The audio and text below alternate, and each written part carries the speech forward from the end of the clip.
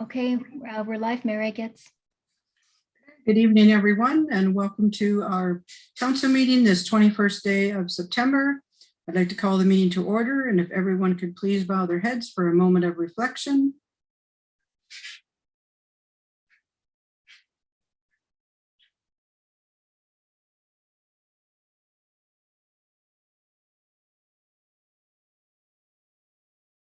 Thank you. We have a motion to confirm the agenda as circulated. Moved by Jeremy, second by Jerry. Any more comments or questions? All in favor? Carried. Okay, if you have pecuniary interest, you can disclose it now or as the meeting goes along. Under our consent agenda, we have 14 items. Is there anything that anyone would like pulled or ask questions on? No? Okay, so a motion to accept all the items for information. Moved by Andrew, second by Amanda. All in favor? Carried. Okay, we do have a delegation tonight, and we have Maggie Martin joining us from the Transit Project for the County of Perth. So Maggie, welcome to our council meeting, and the floor is yours. Awesome, thank you so much. Through your worship, my name is Maggie Martin, and I'm the Transit Project Coordinator at the County of Perth. And I'd just like to join you all this evening to provide a brief update on the PC Connect service and our operations to date. So as you know, we did successfully launch the PC Connect service on November 16th, 2020. And in just 9 short months, we've completed a total of 970 rides on our 2 Perth County routes A and B. So of course, the environment that we've been operating under to date has been less than ideal and has presumably negatively impacted our ridership to date. However, as both COVID-19 restrictions and rider hesitancy decreases, we do expect our ridership to continue at a positive growth rate moving forward. In order to create the safest environment possible for all of our riders, we do continue to enforce a number of COVID-19 precautions on board all buses, which includes 50% reduced capacity, mandatory face coverings, and increased sanitization practices. So we do continue to work with our partners, specifically the MTO and here on Perth Public Health, in order to really determine and implement the best practices possible in terms of COVID-19 prevention. In terms of marketing, in order to educate all residents about PC Connect, we have been executing a multimedia marketing campaign that leverages a variety of different channels in order to reach our diverse target markets throughout the county. So just to name a few, we have launched a series of radio advertisements with multiple local radio stations. We've done a targeted social media advertisement campaign, digital billboards throughout the county, as well as print advertisements through local publications and newspapers. And actually just last week, we did do a direct mail out of our new PC Connect route and schedule maps just last week. So those should be arriving in Perth East residents' homes sometime this week. So that campaign was made up of just over 4,000 mail pieces targeted specifically to the residents of Perth East. So since marketing efforts had commenced, which was about mid-July, when the COVID restrictions were lifted, we've reached 40,000 viewers in just 1 month of paid social media ads.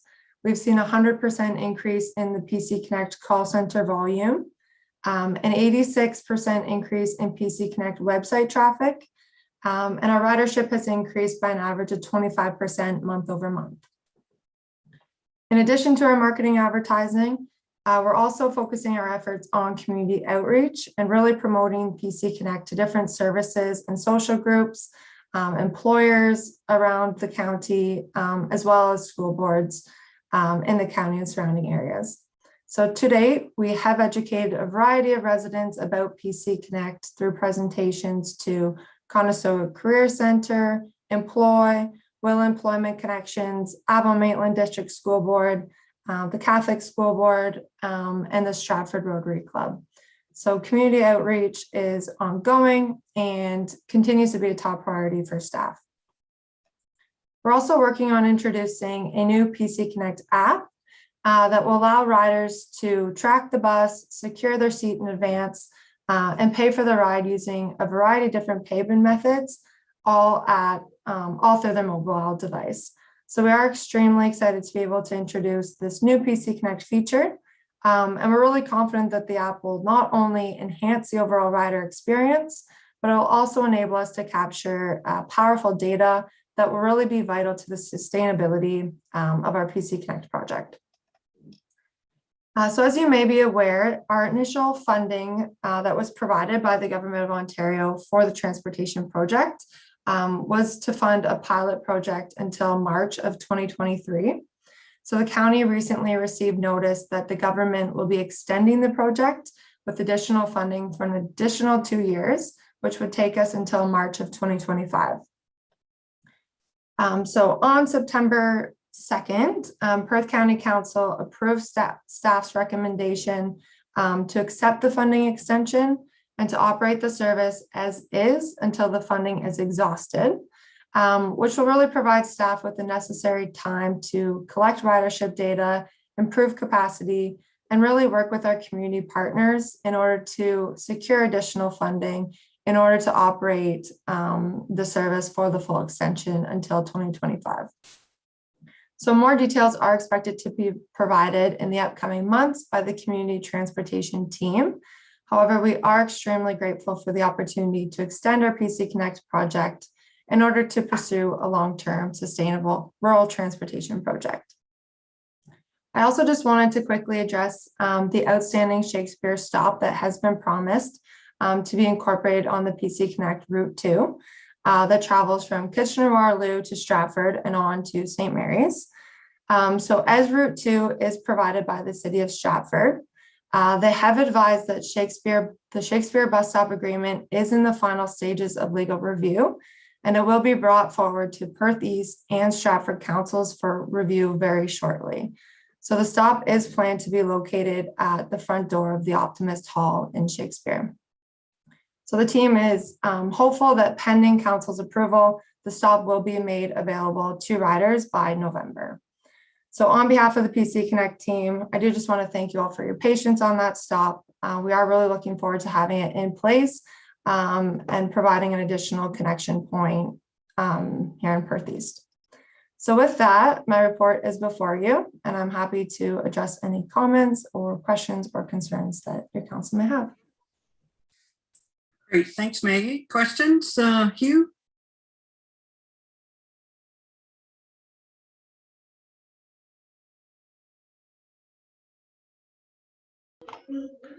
Maggie, I got it on Friday. R1 Stratford, so it is out there. Thank you, Hugh. Thanks for sharing that. Sorry, Deputy Mayor No problem. McDermott. Happy to see that. Okay, Amanda?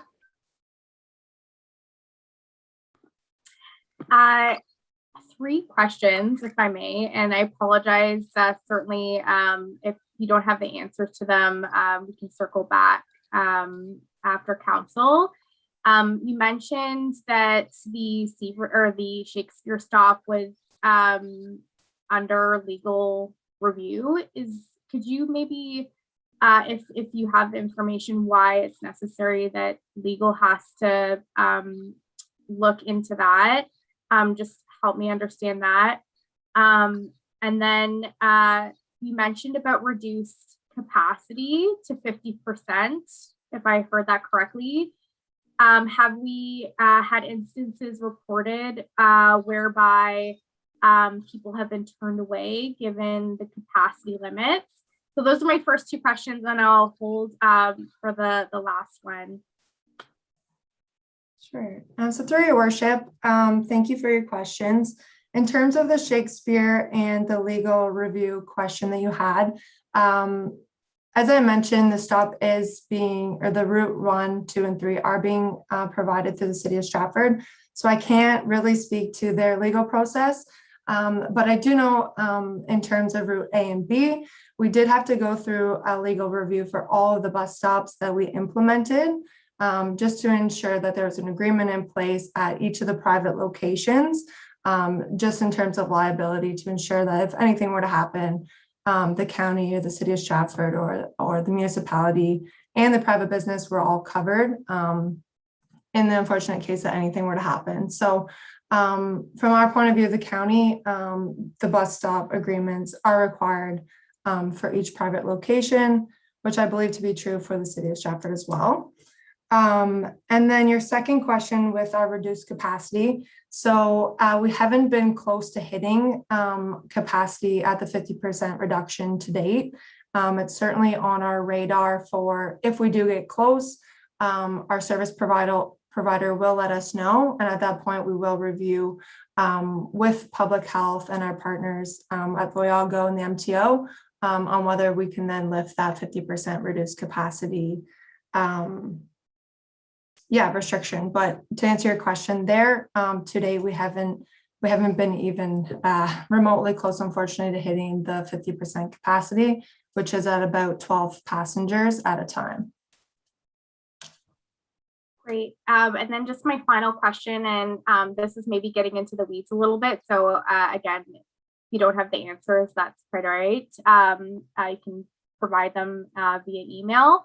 But it's just with regards to the app, you noticed that you mentioned that was in development. Do we have an understanding of cost of the app and for development? Are we in a prototype phase of it? And what's the compatibility with various smartphones, recognizing that some people might have older smartphones? Will it be compatible with older technology? And again, I apologize, they're really technical questions. So if you don't have the answers, I'm happy to receive them via email. So through your worship, the app is being outsourced by a company that was awarded through an RFP process. So the app was already created. They're just going through and uploading all of our information to the app. So it is in production and it's actually ready just whenever our contractor is available. We're just working through all the training requirements and getting some marketing out, and then it will then be available. I do know that the app is available on both iOS and Android, but unfortunately, I'm not sure on your technical requirements for how old of an app it works on. So I will certainly get the answer for that and get back to you via email if that's okay. Okay, Amanda? Or just one follow up. Thanks for that information. Will there be a demo brought forward to council of this app so we can get an understanding of the user interface? And has there been testing done on user experience before the launch of the app? So through your worship, that's certainly something we can set up, is getting some credentials over to you and your council to be able to give the app a try. We do have our launch tentatively scheduled for October 12th. So that does give us about 2 weeks to really try the app and do some trial and error. So we're certainly happy to extend that to you, to your council, and welcome your feedback on how we can enhance that. There are a number of marketing material that is being provided through the app company. One of them does include a full PDF on a step-by-step, and I know they are also working on a video for a step-by-step on how to download the app and how to book your ride through there. So definitely some resources coming, but I'll certainly make note to include your council in the trial period, which will hopefully be the first week of October, if not sooner. Okay, anyone else with any questions for Maggie? Oh, seeing no questions. Thank you very much, Maggie, for coming and presenting. And council will look at a resolution during new business to accept your report. But have a good night. You're welcome to stay. But if you cannot, we understand that as well. So. Awesome. Thank you so much for your time. Okay, thank you. Okay, now we're going to move on to, we do have a need for a public meeting. Just before I go into the preamble, I just want to introduce the gentleman, Andrew Mirabella. Hopefully he comes on in a second. He's our consultant from Henson Consulting Limited, and we want to welcome him and say thank you for all you've done, Andrew. And I will go into, someone is very persistent trying to get a hold of me. Sorry about that. Anyway, I'll go into the preamble for a virtual public meeting. So I now declare this virtual public meeting open. This virtual public meeting is being held pursuant to Section 12 of the Development Charges Act 1997 regarding proposed development charge rates and policies that will be applied through the township. Council is required under the Development Charges Act 1997 to hold at least one public meeting to allow the public the opportunity to review and provide comments on the 2021 development charges background study, related staff reports, and the proposed development charges bylaw. Due to COVID, public hearing procedures have been adjusted to adhere to provincial guidelines for holding electronic meetings. Any person who wished to be heard regarding this matter was asked to register prior to this meeting by the deadline of Monday, September 20, 2021 at 12 noon with the municipal clerk. I will now call on Andrew Mirabella, consultant with Henson Consulting Limited, to present development charges background study. Andrew, the floor is yours. Great. Good evening, everyone. Thanks, Mayor. My name is Andrew Mirabella, Senior Consultant at Henson. As mentioned, we were retained to undertake the Township's development charge background study and proposed bylaw. And really the purpose of today's meeting is the statutory public meeting being held under Section 12 of the Development Charges Act. I do have a presentation. I'm going to share my screen. Hopefully everyone will be able to see it. Okay. Everyone see the screen? Great.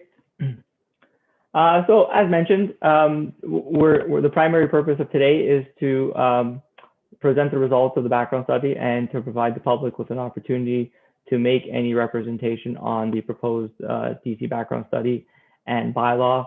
Both the study and bylaw was made publicly available in advance of this meeting in accordance with the Development Charges Act and compliance with the notice requirements as well, which the clerk made newspaper notifications of this meeting this evening in accordance with the Act as well.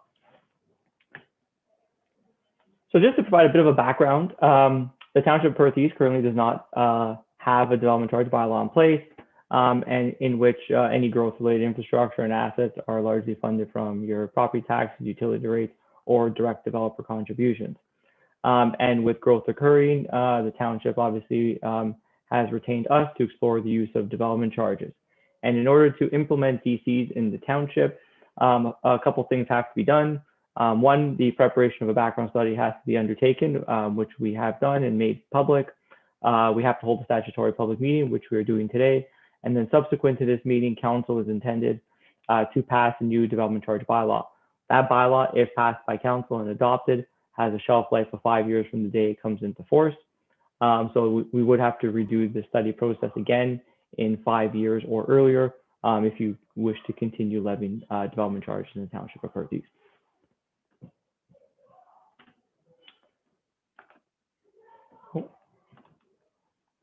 Computer seems to be frozen. Give it a second here, but I will continue on nonetheless.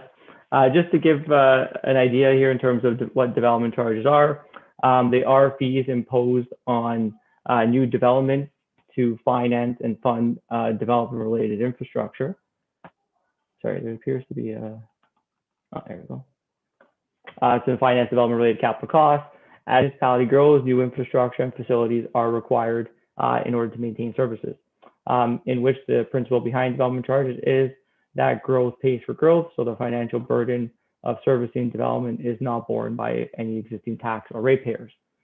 Development charges are one piece of the puzzle when we talk about financing municipal infrastructure. There is direct developer contributions, which is infrastructure required as part of a subdivision agreement. So any internal roads, sidewalks, streetlights, small water and sewer mains, park elements, those are directly provided by the developer as part of their subdivision or plan of subdivision agreement. And that will continue to be in place even in addition to development charges itself. In addition to both DCs and direct developer contributions, the largest share continues and will continue to be property taxes and utility rates.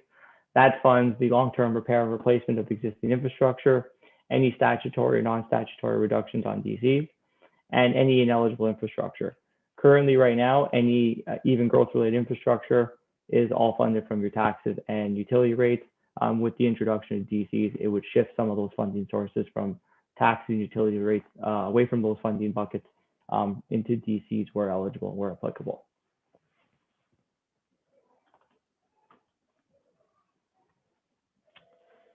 So the development charge study process itself, we start off with the development forecast, and then we look at calculating the 10-year historic levels of service. And then once we've calculated both our development forecast and our historic levels of service, we then are looking at the calculation or development of a capital-related program. And the development of a capital-related program seems to be having a lot of issues here with this PowerPoint. You mind if I try and switch to another PowerPoint and something will come up? If you want to give me one moment, apologize for that. No, go ahead.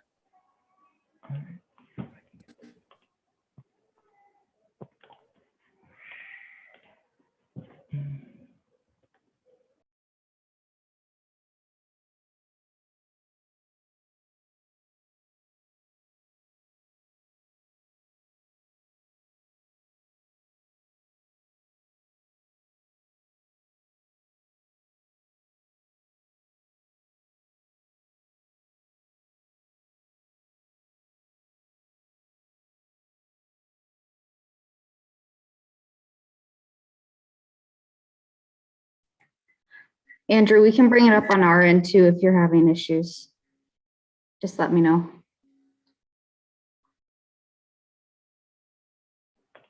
Here, I think I've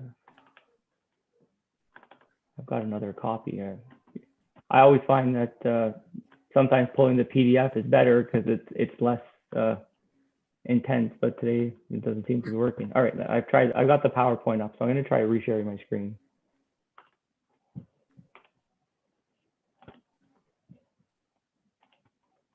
Okay, can everyone see that? Yes. Okay. All right, sorry about that. So just to kind of go through the process, and I'll try and move through this quickly. I left off at the kind of identification of our growth-related capital needs. Our growth-related capital costs, once identified, there's a series of deductions that have to be done in accordance with the legislation that accounts for everything on a project-by-project basis. So if there was any grants or subsidies that were coming in to offset the project costs, we made adjustments for it. Any shares of the project which relate to a replacement or a benefit to existing development have been adjusted for. You currently don't have any development charge reserve funds on hand, in which case there's no adjustment made for that. And then any shares of projects which benefit development outside the planning period are considered for in the calculation itself. The remaining costs after we've identified all those deductions gives us our cost eligible for DC recovery. The cost eligible for DC recovery is then delineated both to residential and non-residential sector. Residentially, the charges are on a per unit basis. Non-residentially, the charges are on a per square foot or per square meter of gross floor area. And that's the methodology applied. And obviously that was the approach undertaken to develop and calculate the rates under this background study for Perth East.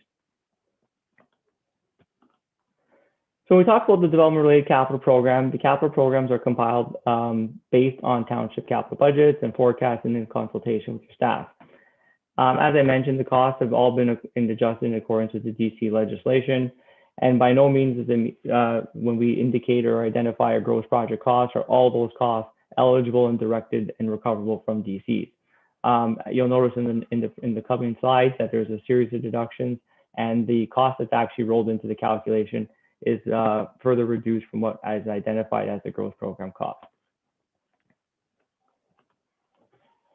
So when we talk about the DCs, we broke them up into 10-year service categories for your general services and kind of longer term to 2046 engineering related service areas. And the capital projects and the general services relate to fire, library, parks and recreation, and development related studies. The total cost of the program is about $2.35 million. What we do see is after we make those adjustments and account for the different funding mechanisms that come in, both in the ineligible cost category, as well as your grant subsidies and other recoveries, we do notice that the far right column is our 2021 to 2030 DC eligible cost, which relates to about $745,000. So of that $2.35 million that we start with in terms of our total gross project cost, after the deductions and kind of accounting for all this series in terms of legislation, we end up with a cost that's further reduced to $745,000. And that $745,000 is what gets brought into the actual development charge calculation itself. And that's explicitly for your general services. In addition to that, we have your engineered services. And your engineered services relate to another 4 categories, but they're looked at and planned for over a longer period to 2046, which corresponds to your official plan target and outlines there. We have our services related to a highway, which relates to operations of public works, as well as your roads and related infrastructure, both water and wastewater services as well. The total gross cost of this program for your longer term plan horizon is just over $4 million. And then again, once we kind of look at the series of deductions and ineligible cost categories itself, our total DC eligible cost is about 50% of what we've actually started, of about $2 million that's actually going to be collected or fundable from development charges. So in total, we have the $2 million over the longer term planning horizon to 2046 and about $745,000 that's recoverable from your general services. So overall, about $2.7 million that's identified as DC eligible from the total starting point of about over $6 million. So after, again, when we do the legislation, we do the calculation, we come up with a number that's much more reduced that's actually attributable to development than what the actual gross program cost is. So taking into consideration those costs, we have our calculated maximum allowable development charge rates for your residential sector. And these rates that we're showing here are township-wide DC rates. The pie graph on the left looks at the distribution of the charge by the different service categories to which we calculate a rate. And the table on the right looks at the charges on a per dwelling unit basis. You'll notice that a single and semi-detached dwelling unit is calculated to be about $9,559, and the charge is differentiated by dwelling unit type based on the occupancy patterns within them. So an apartment unit would pay relatively less than a single family detached dwelling unit on the basis of there's less people in an apartment unit living there than there would be in a single and semi-detached dwelling unit. So thereby, the people that are in the single and semi-detached dwelling unit, there's more of them, and they have an increased place demand on services than one would have on an apartment dwelling or a row multiple dwelling unit construction. And that's how we get the variations in the unit type, which is pretty consistent with what we see in virtually all municipalities that have development charges. So of that $9,559, the rate is distributable to all the different categories of service that we talked about. You'll notice that over 50% of the rate is attributable to your engineered services of roads, water, and wastewater. And the remaining categories that are of significance, your parks and recreation charge represents 22% of the rate, and your fire services represents 13% of the rate. So overall, again, we always like to kind of think about it in terms of your engineered versus non-engineered, and having your engineered infrastructure represent the largest component of the charge if it's in an urban service area. Is pretty typical of what we see again in other communities that are responsible for water and wastewater infrastructure, combined with roads usually dominates a large portion of the rate itself. So how do those rates compare to some other communities and some surrounding jurisdictions? So I've done a comparison with some other communities in Perth County to obviously to the extent that they levy DCs, and some other communities that are of similar size and have similar growth type rates as well. And for residential development, a single and semi-detached dwelling unit, what we're showing here is the combined charge of your upper tier government charge, if there's a county charge, an upper tier level, a lower tier charge, and if there's a school board education DC levied on certain areas. And you'll notice that the education or school board DC is the green bar, and that's really only levied for the most part in Waterloo region. And the upper tier charge as well. Also in Waterloo region, you'll notice that's kind of the top end of the spectrum here, representing the lion's share of a lot of those charges and a lot of those rates. But at the top of the rates over here, we have both Kitchener and Waterloo with development charges of kind of upwards of about $50,000 per dwelling unit. The Perth East calculated rates, certainly if you're going from a situation where you don't have DCs, but if the fully calculated rates were implemented, you would still be at the kind of lower end of the spectrum relative to some other competing communities around.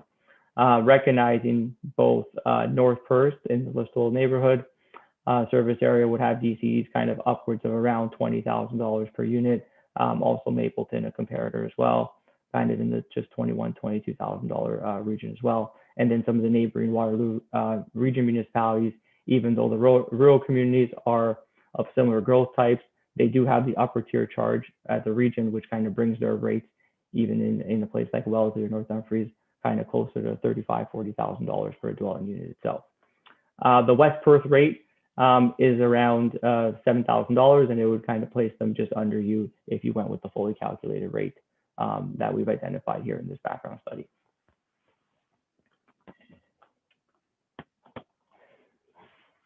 That's on the residential side. On the non-residential side, we have calculated township-wide DC rate on a per square meter basis, and it's $40.40 per square meter.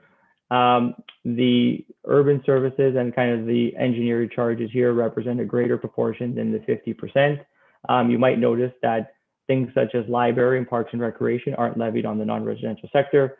We find those two particular service areas to be directly attributable to residential development. So they don't kind of attract the non-residential DC rate in terms of the calculation.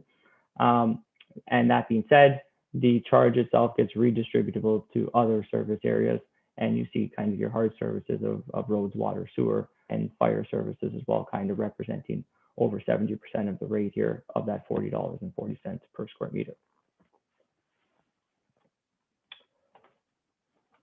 So on the non-residential side, I've done a comparison both on the commercial development and on the industrial side. And what we have here is a commercial development on a dollar per square meter basis. Some municipalities differentiate the rate, both industrial and non-industrial. On the commercial side, being the non-industrial, again, your kind of Waterloo, Kitchener areas are the ones kind of driving the rate comparison here in terms of the highest in the comparing communities of over $250 per square meter. Your Perth East calculated rate of $40.40 would place you still at the low to middle end of the spectrum in terms of other communities with the commercial DC rate itself. Just less than some of those communities in Oxford County, and also a bit higher though than what we would see in kind of North Perth and West Perth. And that is because some of your Perth communities do discount your non-residential rates, which is why we're seeing them coming in lower than what we've calculated here in Perth East. I guess my only other item that I'd like to point out on these comparison slides is that when we calculate the DCs here, what we're showing is the maximum permissible rates that's allowed for under the Act. And it does represent the growth needs of each municipality and the infrastructure and servicing requirements as a result of development. So although we like to see what the different comparators are from an economic development perspective, we do need to be cognizant of that each community has their own infrastructure needs, and the DCs that are put in place are a direct reflection of them, and it's not done on a benchmark comparison. It should be done in terms of what actually we need to fund the services that are required in order to facilitate development. So just a point of reference there when we look at these types of comparisons from a point of reference perspective. So on the industrial side, in terms of our comparison here, again, on a dollar per square meter basis, you will notice that the Perth East rates would be on the lower end of the spectrum of those who levy development charges. I guess what the point here, there's a bunch of communities that I've listed here that actually don't have a rate beside them, is because some communities have non-statutory exemptions for industrial development, meaning that they chose not to levy a DC for industrial type development. And although some communities have them, there are a series of them that have them either discounted or be completely exempt. And that would kind of almost run through for most of the communities here. Even the ones in Waterloo of Kitchener and Waterloo are less than the commercial rates that we saw on the previous slide.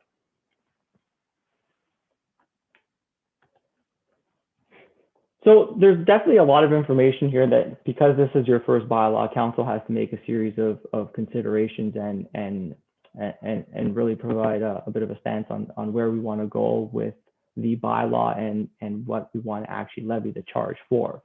So we've structured the bylaw and what's been put out in draft for a limited kind of type exemptions, and it's really up to council's discretion on how we want to continue to, or how you want to implement development charges. And the exemptions in the bylaw include for all the statutory ones, whether it's for municipal local board, boards of education, the corporation of the county of Perth, and there's the industrial expansion of up to 50%. Those are statutory and bylaw. You have to provide those exemptions for DCs. I've included some non-statutory exemptions, meaning that you don't need to provide these exemptions, but they're pretty common practice in Ontario municipalities for bona fide farm operations, places of worship, public hospitals, and temporary structures. Those are very common exemptions for DCs that we see, but it would be up to the municipality if they want to expand the scope of those exemptions and include other ones to that list, which the development charge bylaw would not be applicable towards. But I did put those, at least this list out in front of you, so you have that consideration and can think about it kind of following this meeting as well.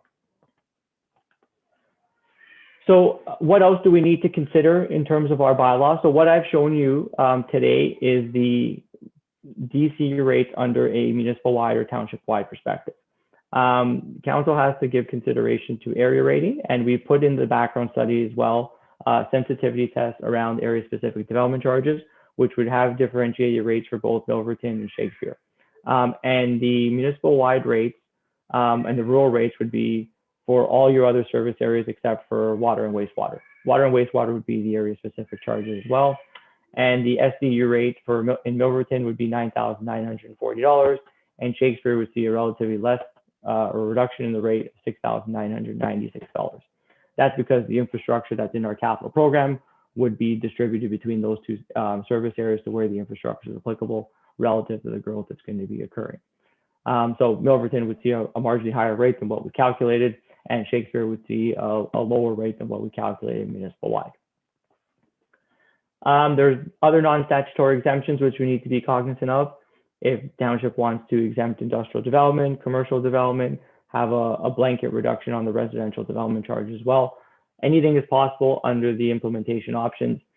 We just have to be cognizant that there is a revenue loss associated with it, and recognizing it would still be a gain in terms of total revenue of what you currently have because you don't have DCs, but it would be a revenue loss from what we're calculating and what we've identified in the background study itself. We've made other provisions in the bylaw in terms of the indexation of your rates. The rates are or shall be adjusted annually starting January 1st of 2023. We put an in-force date of the bylaw of November 3rd of 2021.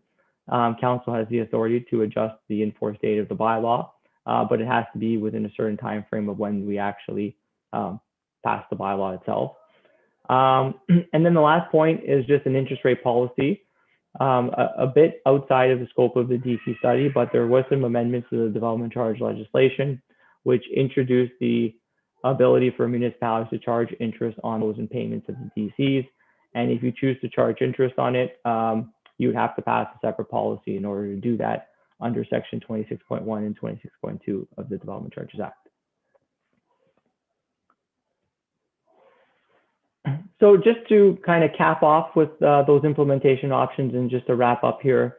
So council has the authority to be clear to implement the maximum allowable rate that we've identified, and that those rates can come into force immediately, or a development charge rate lower than the maximum allowable rate.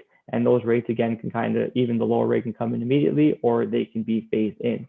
Council cannot increase or adopt the rate higher than what I've identified in the background study on a service area by service area basis as well. So the rates on a per service area basis are the maximum, and that leads up to the aggregate of the total charge.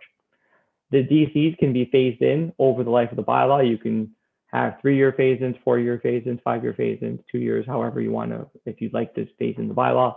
We just have to be cognizant again of there's new changes to the legislation which allow for already a freezing of the rate. So as you phase in the bylaw, a developer can freeze the rate at the phased-in rate, even though they will be paying later when the rate is higher after the end of the phase-in schedule. So there's some implications there to consider with all this. And we have to consider that the lost revenue associated with any of these implementation options has to be made up by other sources, property tax and utility rates.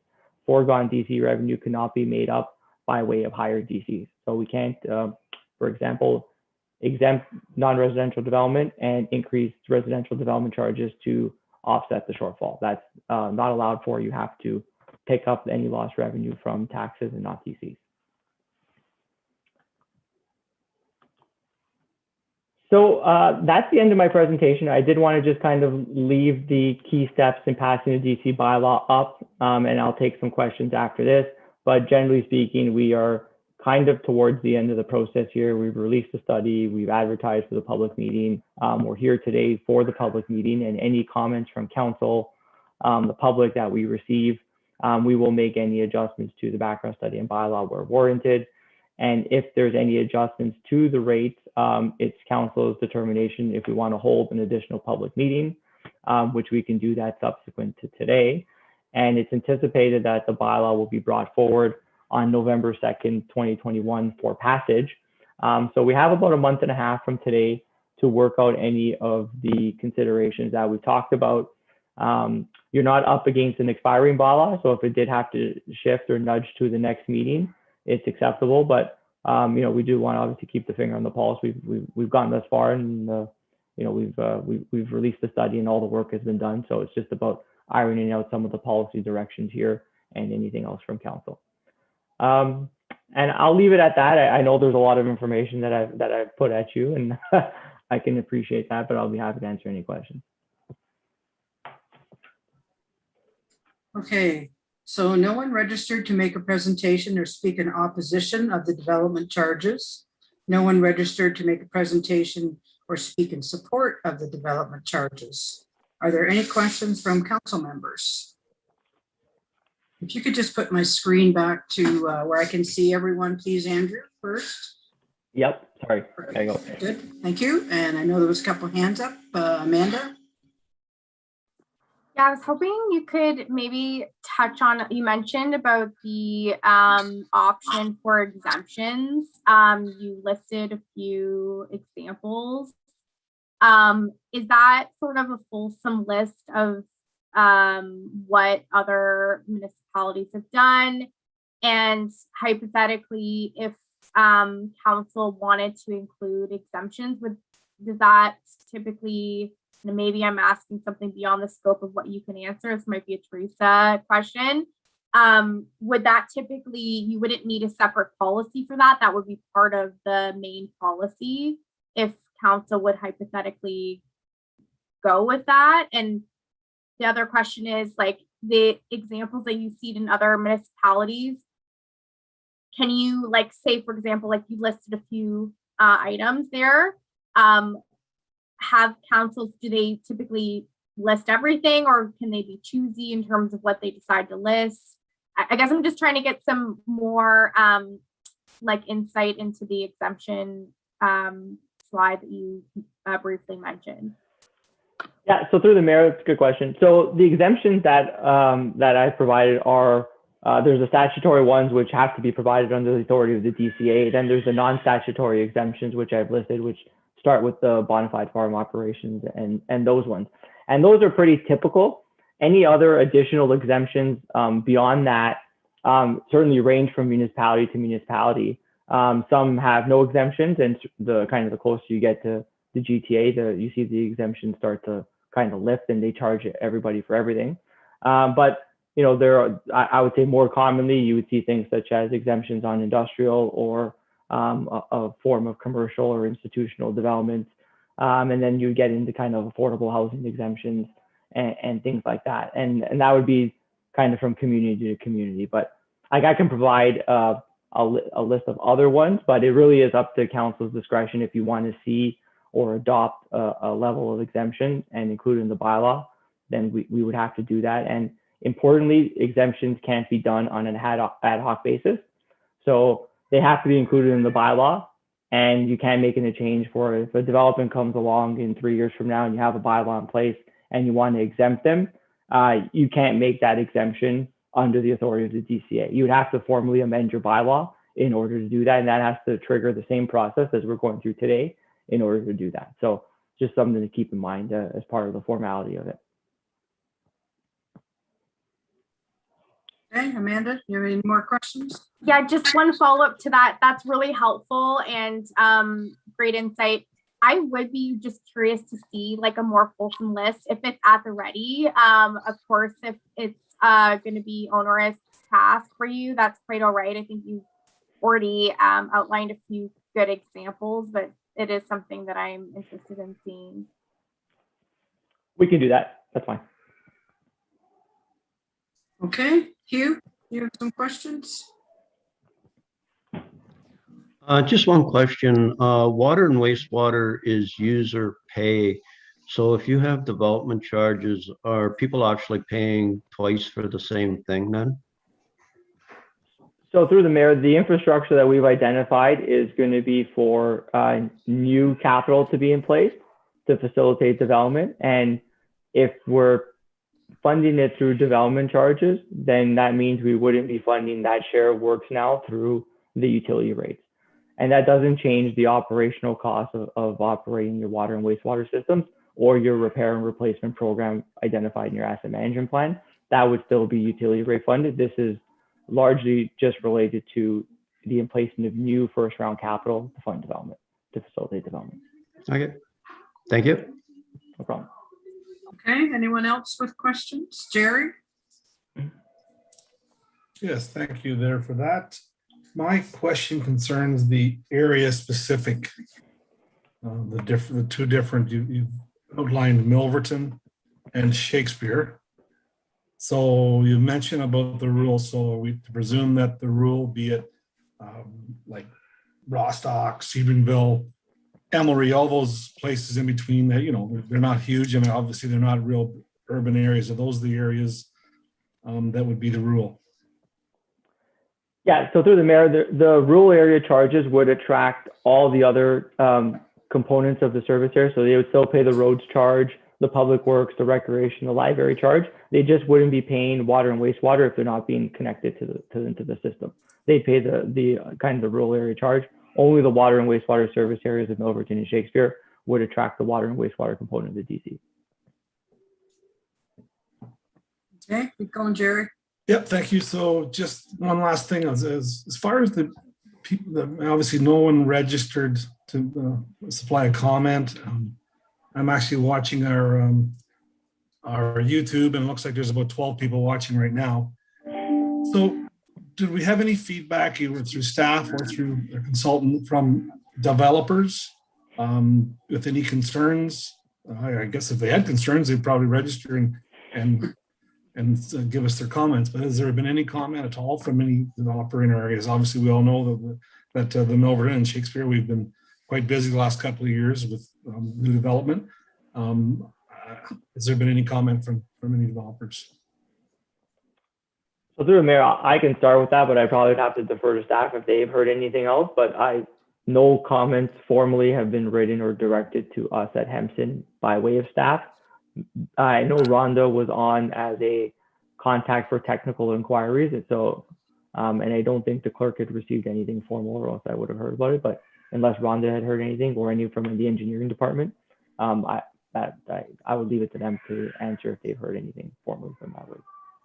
Well, that's fine. I know when we first started talking of this and the developers coming to Perth East, they were quite surprised that we didn't have development charges. So that could be one of the reasons why we're not getting comments. So good stuff. Thank you.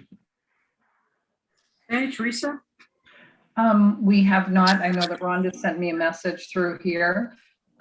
She was a contact regarding the development charges for technical, and she's received no comment. I've received none either, other than the fact that some of the developers are very surprised that we do not have them in place. Okay, anyone else with questions? Andrew? Hi, thanks. I noticed that stormwater is missing from the study. That's my first question. Is that something that we can development charge for, or is it not considered? So stormwater through the mayor is an eligible category of service, but we have to have infrastructure that's being in place or in the capital plan associated with stormwater. And I don't think we've identified anything specifically.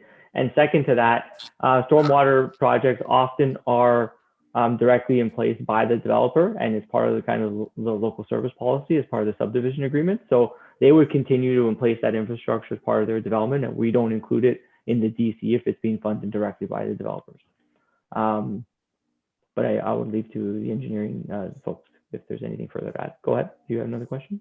Yeah, thanks. I asked just because, especially with infilling, there's really no development. It's kind of lot specific, and if a development charge was charged on that, maybe there might be a means to get an outlet for areas that are infilled for specific properties. It's kind of a different situation than a large subdivision, but it does happen quite often, especially in the Shakespeare area. But during those infill opportunities, would the person that's building the infill, would the cost be absorbed by the developer, by the municipality on any stormwater mediation works? I think it's more of there's no outlet. You can drain the water on your own land, but there's no outlet it to, right? Oh, okay. But I don't know if that would be a chargeable amount. I know it's kind of late in the process. I'm just curious whether, and quite honestly, a lot of the infilling's been done, but there is still occasionally some infilling. Yeah. We want to be ripping the streets up to run drains, but it was considered and why it wasn't moved forward. Yeah, and perhaps maybe the quantum of the cost and the DC eligible component was very minuscule relative to what might, what might actually be needed, and the effort or the need to put in a DC for it, we might not be able to track much of it. But I'll have a discussion with the public works manager after this, we can obviously still make changes. There's no bylaw that's been passed, but just to qualify that to make sure if there's anything further we can get to it. No, thank you. I have another question in the specific area from the study. Specific area rate, the libraries were priced the same. The library fee development charge was priced the same. Now, I know that the southern end and there are other areas of the township definitely benefit from the library service through library cards and access to other libraries. But I'm just wondering, when you look at like a brick and mortar type of expansion or a staff expansion proposed because of growth, maybe those rates, I'm not sure what the method was to calculate that reasoning. So, sorry, are you referencing that the development charge for library is calculated township wide, or it should be area rated, or the actual cost that we've used in there? I don't. Thanks, Andrew. I don't have it open in front of me, but I believe they were came for the area for when it was specific area. They were both the same rate. Yeah, so we use the same cost per square foot, simply because the actual replacement value, if you were going to be constructing it from the ground up, the valuation, the type of facility is kind of considered to be equal, and that was kind of consistent with the approach that's in the asset management plan. And if you were to be kind of building a new facility, even if another part of town, the cost per square foot might be the same. What might change is a little bit might be the land value, or obviously if there's some very specific nuances with the site, but generally the brick and mortar cost from library to library, unless there's good reason in the type of quality of the facility, we would keep them similar. I guess the service, sorry, I wasn't clear. The service that it provides would be a physical service in one area of the township and probably a non-physical service in other areas. So the physical usage of the library would be different area to area. Right, but when we think about the services being provided in library and in all of those types of service categories that we have, from library to parks, we consider it on a service-wide basis, so municipal-wide. So it attributes to when we provide a service, it's over the entire population, and we try to maintain that service and try not to differentiate it by area, because anyone from one area of the town can access that library and they can drive to it, and vice versa. So we try not to mix and match kind of the population, the serviceable area of that facility and some of the other service areas. So, and that's, it's very irregular where we would kind of get into an area specific for library, but anyways. Okay. Okay. I think Daryl had his hand up as well. You mentioned, yeah, thanks, sir. You mentioned around affordable housing exemptions. Have you seen that in some municipalities? Like, I worry, you start getting monopolies and building all out almost people making more affordable housing so they can get their own fees, right? Always people want to work the system. Yep. So through the mayor, we do have, or we have put in exemptions for affordable housing, but the definition that we've included is pretty scoped to ensure that we don't get for-profit builders kind of sneaking into building affordable housing. So they have to be met with a kind of a Habitat for Humanity or some charitable organization registry. And so there's kind of a bit of a checklist that they have to hit to ensure that we are capturing them. And the units that are being provided have to be at a level at below market values that are identified in certain subscriptions. So again, there's a couple things that you have to ensure that you're tied to in order to qualify for that exemption. So again, we're trying to ensure that a for-profit developer isn't capturing a DC exemption when they're saying they're building affordable units.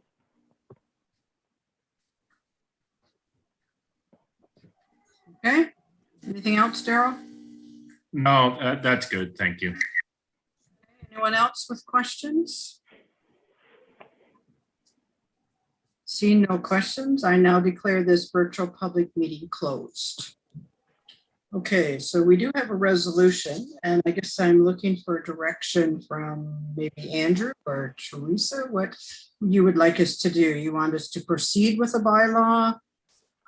What's the next step here? So we would have to pass a bylaw, or looking to pass a bylaw on November 2nd.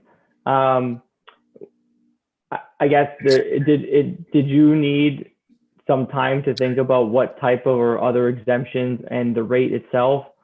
Like the bylaw as presented is a fully calculated rate with limited exemptions. That's what's incorporated in the draft bylaw. It's up to council if you want to pass a motion to proceed with that bylaw as it stands, or if there's any further direction or amendments to it, then we are looking for council to identify that for us. And I can speak to the pros and cons of that, or I guess, I don't know if Teresa, if you had any other comments, but I think that's kind of the way I would see it. There's probably another meeting or two before we pass, which my guess is that I think I got to come back to council with the exemptions, and that might open up the list of what exemptions you may or may not want to provide. And I think that's a choice of up to council where to proceed from that point. Okay, so then we should probably move that we have requests that more information come back before the bylaw is passed. Is that, and do we put a deadline on that, or when do you think that would happen? So we can, I guess maybe through the clerk or through the CEO, when is the next council meeting? On October the 5th. And then we have one on October the 19th. Okay, so I would say I would like to get that list of exemptions for the October 5th session, in which that information can then be circulated. And I think on the October 19th session is when staff would come forward with a recommendation based on what we've heard of what the draft bylaw and the rates would look like. And council at that meeting on the 19th would pass a motion to proceed with that bylaw for passage at the subsequent meeting on November 2nd. So if there's any deliberation or any comments, it could be sorted out over the next couple meetings. And if further deliberation is required on November 2nd, that's fine, but at least we would target that's when it would come forward. That would be a proposal on my end, but I'm not sure how feasible that is with your agendas and whatnot. So I would have to defer to staff, but that seems okay on my end to deliver those two timelines. Okay, so Amanda? I just have two other quick questions. I just want to make sure I'm clear. So just on the exemptions, so again, hypothetical, if council were to include any exemptions in the policy that we end up passing eventually, would that change any of the calculations that you presented tonight? So there's that question. And the other question is just more specific, because I know that I recognize that there could be quite a fulsome list of types of exemptions, but what I'm really truly interested in is the ones that typically rural municipalities would include. And again, I'm just thinking of like our farming community. So as an example, so just wanting to make sure that the list really encompasses that sort of the scope of what I'm personally interested in seeing brought forward in terms of further information. So through the mayor, both questions. The first one, any exemptions, or if you would implement any exemptions, there's no change to the rate calculations.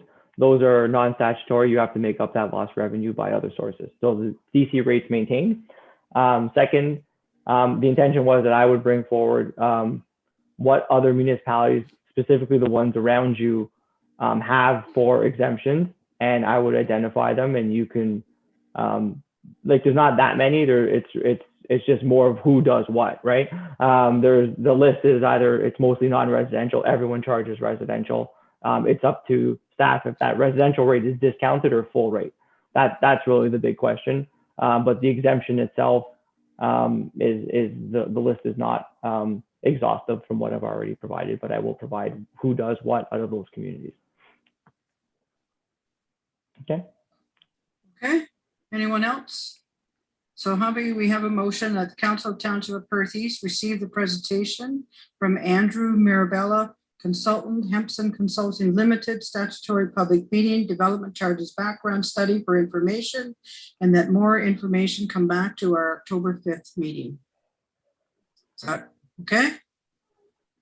Questions? I can see hands up. You just have to make comments, or you moving the motion?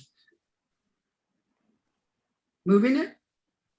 Okay, so moved by Andrew.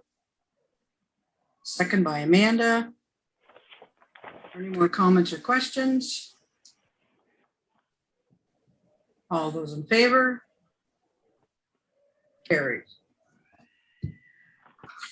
Okay, great. Thanks, Andrew, for joining us tonight, and you're welcome to stay. But if you want to leave, we understand that. So we look forward. We'll see you again in a couple of weeks.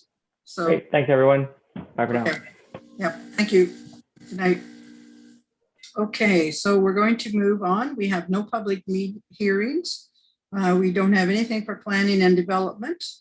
So we move down to the CAO report, and we have a vaccination policy for COVID-19. So Teresa, the floor is yours. Okay, thank you very much.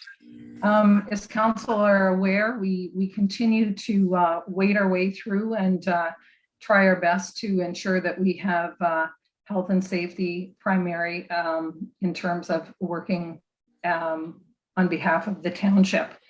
As council are aware too, recently the province has announced regarding businesses and organizations and the regulations and guidelines. We do meet on a regular basis aside from council, but we have our local emergency control group meeting on a regular basis, ensuring that we're following the regulations in terms of from the province as well as the health unit as well. With this policy in front of council, basically it's been reviewed by our solicitor, and it is a vaccination policy for either being vaccinated, rapid testing twice a week, or having a medical exemption. and all the details are contained in the policy. One of the things too, and I know that our Recreation and Community Services Manager, Becky, will be speaking about her policy as well regarding recreation, but the two seem to go hand in hand because one of the things in terms of with recreation as well is we are going to need to have staff who are asking for proof of vaccination. So in essence, it's pretty hard for our staff to be doing that with the public coming in if they're not vaccinated or having an exemption or the rapid testing themselves. Okay, thanks, Teresa. Is there any questions of the report? Jeremy? Teresa, under 2A, or sorry, under 2C, we have for other exemptions sought under the Human Rights Code, advise and administration and writing of the exemption request. We don't have a specific form for that then, like we do for the medical one. I know I'm reviewing some of the policies from other places. They had, say, a specific form for a religious exemption at one point. So is that just, they need to, we don't have a template for that. That's just. In response to your question, Councillor Matheson, we do not have a form for that, but looking at, actually, we've got one drafted up that would be circulated to staff that would contain all of those items. So specific to if there was an exemption that they had in another area, that would be covered in another form. Okay, and under 4, the top text on 4, it says required under paragraph 1A, including exempt workers. We just don't have a paragraph 1A. It just goes straight to A. So I think it's probably just a typo, but we just throw the 1 on there somewhere. Okay, thank you very much. Noted. Okay, Daryl? 2 parts here. First of all, I would, are we mandated to do rapid testing, or is that Perth East on their own? I know the answer, but I'm just curious. We are not mandated, but that would be an opportunity to provide staffing with different options. Yeah, no, just more concerns there, you know, even our frontline workers who are under here on public health, if they're not relative to Medicare, nurse, whatever, even them, you know, for once a week testing in the front lines and the backbenchers within there. So office administration and within here on Perth and within the paramedics, they would have to do nothing. That was up to county for review. Of course, we don't set that, public health does. I just want to make sure I have my concerns around COVID. It's public, it's known, and I continue to still to this day we would be doing more than what is necessary. I don't know. We're in interesting times in Canadian history, and I just don't want to be part of acting like Caesar. I'm sorry. Okay, Jeremy? So on Daryl's point about the rapid testing, the note says specific on the worker's schedule. If I'm an unvaccinated counselor, for example, I'm not meeting with the public. I'm sitting here doing our Zoom meetings. Who does that conversation happen with about when I would be doing my rapid testing? Does that fall to the CAO? I presume for individual members of the staff, it would fall down to their manager and specific work schedules for them. But as council members here, who are we reporting to for that type of thing? Because we aren't at this point meeting with members of the public. So the question becomes whether, how often is it necessary based on our schedules?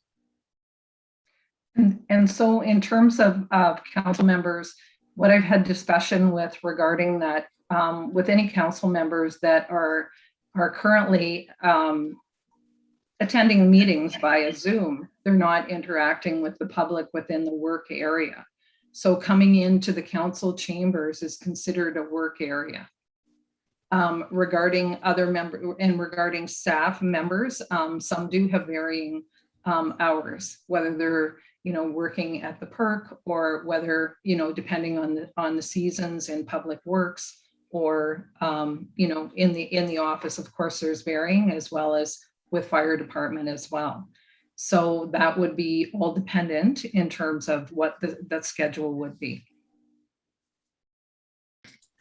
All right, so in the instance of a public works employee who is in their own vehicle traveling, it is a minimum of 2 times a week, but if they're in their own vehicle traveling around, is twice a week necessary if they're not meeting with the public, I guess, is where we might be asking a staff member to do it twice a week when they're not actually interacting with anybody over the course of a 2-week period. Just my thoughts. Would that be necessary to have it twice a week?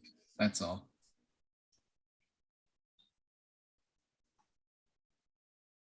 So just for the purpose of and I know what you're saying in terms of schedules will vary. I think that sometimes there might be, we may have that public works staff not meeting with the public at all. And then there might be another week where, they're out on the road and they get a call that they need to meet with someone at the end of their driveway in regard to installation of a culvert or something like that. I think that we tried when drafting this, as well as, the recommendations from our lawyer regarding, the best approach regarding this. And that's why it was for twice per week.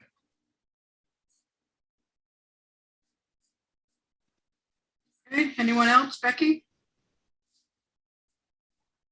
Sorry, if I could just add to that, it's not just meeting with public, it's meeting with other staff members as well. Thank you. Okay, Andrew, you wanted to make comments?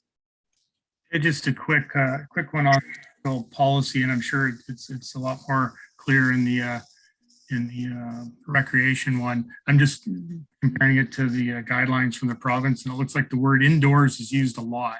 So I think we're on as good a track as we can here for this, and it seems to be in indoors is really predominant in the guidelines. So I think this seems to be clear. Okay, Daryl, did you want to say something else? Yeah, I do. Again, I stay steadfast that this is very overreaching and unnecessary. And it's even more than what our nurses and public health have to do. We don't have to do rapid testing. It says in here, people who are vaccinated and feel unsafe. I'm sorry, you're vaccinated. We got to remember, we live in Canada, and one's freedom don't stop where one's fear begins. I have friends, family who fought wars for this exact same thing. Medical tyranny is nothing new. I don't like this. This is overreaching, council. We're stepping way farther than what we need to or being mandated to. I'm sorry. There's no way. This is not going away on its own either till direction changes. The boosters, it even says right in here, within here, and this can be a quick changing policy and boosters. It's wild. I can't touch it. As a counselor, I'm liable as well here making these kind of decisions, and I won't be supporting it. Thank you.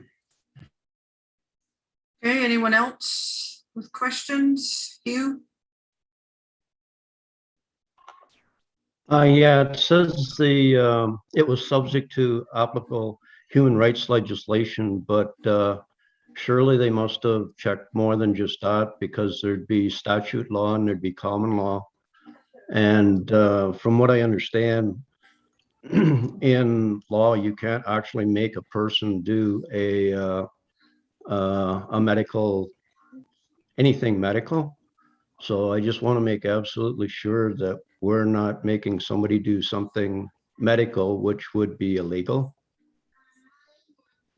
So they, like, has this been checked through like statute and common law? This has been reviewed and edited with our legal counsel.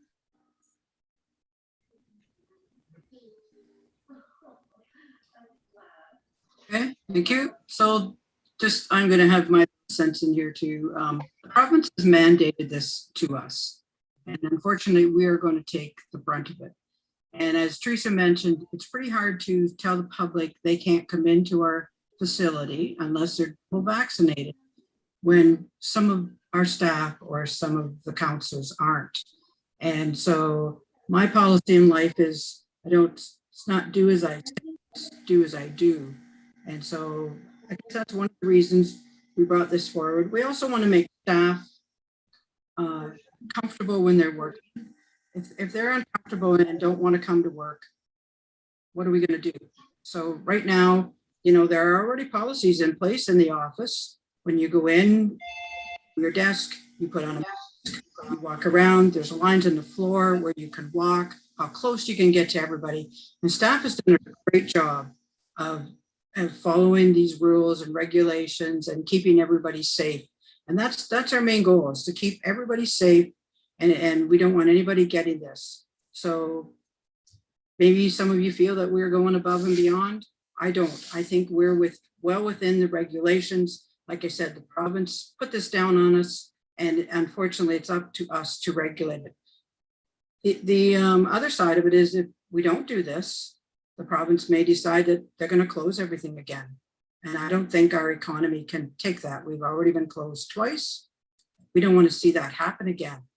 So I think, this is something that we need to follow, and hopefully we can get a handle on COVID and we can go back to the way everything was before. Everybody wants to go back to normal, and as quickly as we can get there, that's what we want to do.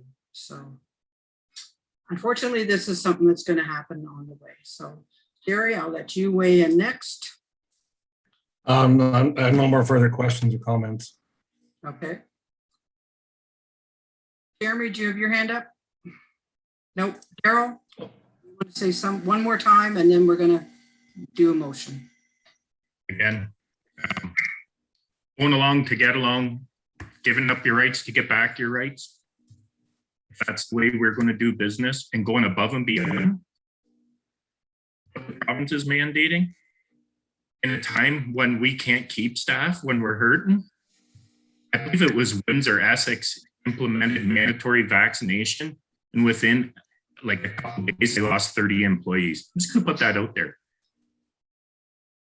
It's not a good step. It's too much in my mind. I'm sorry, and I will be requesting a recorded vote. Okay. So we do have a motion. Oh, Barry? Yeah, well, no, I think this is a great policy. Yeah, again, it keeps everyone's staff, not only all our workers, volunteers, council. So I'd be willing to move that we proceed with this policy. Okay, so I'll the motion first, and Darrow has asked for a recorded vote. So the Council of the Township of Perth East received the vaccination policy report prepared by the CAO dated September 21, 2021 for information, and that council adopt the mandatory COVID-19 vaccination policy to apply to all those working on behalf of the Township of Perth East. And we had Jerry move it. Do I have a seconder? Amanda, comments or questions? Andrew? So now's a good time if anybody's got to check emails or use the washroom. So thinking a lot about this, and I think we should all recognize that Perth East staff for putting this together is provincially mandated policy, and in a difficult and ever-changing landscape. It's pretty obvious that the public health measures, including vaccines, are improving the situation. But there are some unintended consequences to society. When I consider, especially when I think about this, and I thought about this a lot, this policy, and again, I appreciate the staff work for this mandatory policy. If we consider our core values, especially inclusivity, the definition of this inclusivity is not excluding persons or groups involved in an endeavor and treating all as equals. So that's a big deal to me, right? Like we sign on, we do oaths, we're different than I'm just speaking with council members, we have to approach things differently than staff, and we have to represent all, and especially those who won't act for themselves or speak for themselves. So I'm sure everybody's had different opinions come at them. So a lot of my kind of final thoughts on this, or a policy like this is basically driven, in my opinion, from unelected and unaccountable entities in the province. And they're effectively suspending our core value of inclusivity in this case. So in addition to, pending passports and certain criteria for only certain people in the population and new guidelines, the remote but potential loss of employment for people, it's unfortunate, but it could be used as a measure a little bit too far. And this is all as everybody's around pontificating on what a progressive society we live in, when we stop talking with each other about important issues like this and start forcing it, right? We need to talk. It seems like the conversation was shut down a while ago, and maybe people don't understand, maybe people need more education, but the conversation has to continue. So another concern, and not specifically with the policy, but one of the reasons why I'm not going to support it is, and not for the fact that I have a problem with vaccines, it's specifically the termination clause. This is always said to be temporary, but there's very few end dates in this policy. There's no end date, right? So is it perpetual? Is it wait and see? Obviously this is a fluid situation, and I understand that, but we've come a long way, right? So we need to see some type of leadership far from the province and those unelected entities who keep on making rules for us. Now, I thought about whether I should say this next part or not, but it really stuck with me, so I'm going to say it. I had a comment from a resident who is due to have a new baby soon. And the slogan she used, and it feels like a resurrected slogan from another social issue, my body, my choice, to the choice of medical procedure on oneself. So I know if we were discussing the original source of this, it would be coming to different conclusions rather than mandating, right? So I'm not going to go any farther into that, but it really stuck with me and it was very heartfelt. So, and kind of finally here, I'm confident that Perth East will take a responsible measured approach to this provincially mandated policy, and reflecting on the events and the issues surrounding some of this work that's being done in good faith, I believe, but there's still that dynamic of who's doing it, that I hope the province will look at modernizing after this is all done, the local health units, so that they can continue their great work. Well, that's all I got. Okay, I'll turn it over to Ashley so she can do the recorded vote. Okay, Councillor Hurlick, Nay. Councillor McAlpine, Nay. Councillor Smith, Yay. Councillor Matheson, Yay. Councillor Broadhagen, Yay. Deputy Mayor McDermott, Nay. and Mayor Agates. Yay. Okay, so that is carried with a 4-3 vote. Okay, thank you. Okay, so we will move on now. We have no reports from the clerk, no reports from finance. Public Works, we have pre-budget approval for 2022 fleet and equipment. So Wes, the floor is yours. Good evening. This is an opportunity for us to get the process rolling early in order to get a truck. I'm hearing that it's probably a year out in most cases, just because of all the COVID restrictions and everything that's going on. And we're just hoping to be able to do a joint tender with the county and the other lower tier municipalities as well. Some of them are going to take this to their councils as well. Okay, any questions, Wes? See no questions. We do have a motion that the Council of the Township of Perth East receive the report entitled Pre-Budget Approval 2022 Fleet and Equipment dated September 21, 2021, prepared by the Manager of Public Works and Parks for information, and that the Manager of Public Works and Parks be authorized to issue public tenders for the procurement of one new tri-axle cab and chassis, and that the Manager of Public Works and Parks be authorized to issue public tenders for the procurement of one new tri-axle U-body front plow harness and wing assembly. Moved by Andrew, second by Hugh. Any more comments or questions? All in favor? Carried. Okay. Anything else, Wes? No, thank you. Okay, thank you. Nothing from building. Next, we move to recreation and community services. And the first is the Perk Pavilion tender results. Becky, the floor is yours. Thank you. So as council is aware, we have been awarded a grant through the ICIP funding for the pavilion at the park. As was noted in the report, we received only one tender for the project.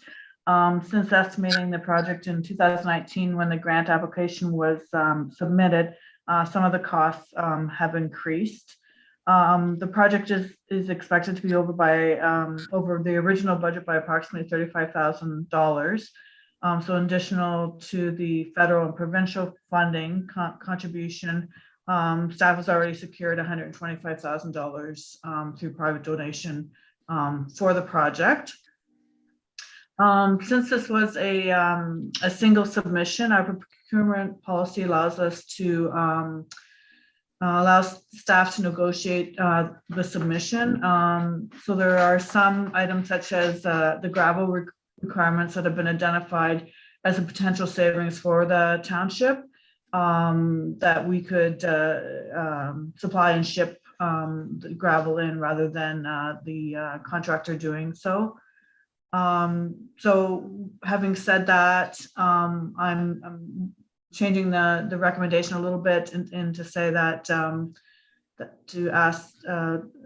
to recommend that council award the project to Dom Construction and approve a contribution of up to $35,367 to the project from reserves, and that staff negotiate further with Dom to reduce cost of the project without jeopardizing the integrity of the facility. And that is all I have. If there's any questions. Okay, is any questions for Becky? Andrew? Thanks. It's been a while since and I was just wondering if I could ask a couple of questions, please, about the chart. So we've got the 125,000. Is that a part of the municipal? Oh, sorry, that's confirmed donation. So we have the line above it, which is Township at 117, construction tender, all amenities, then amenities excluding retractable curtain.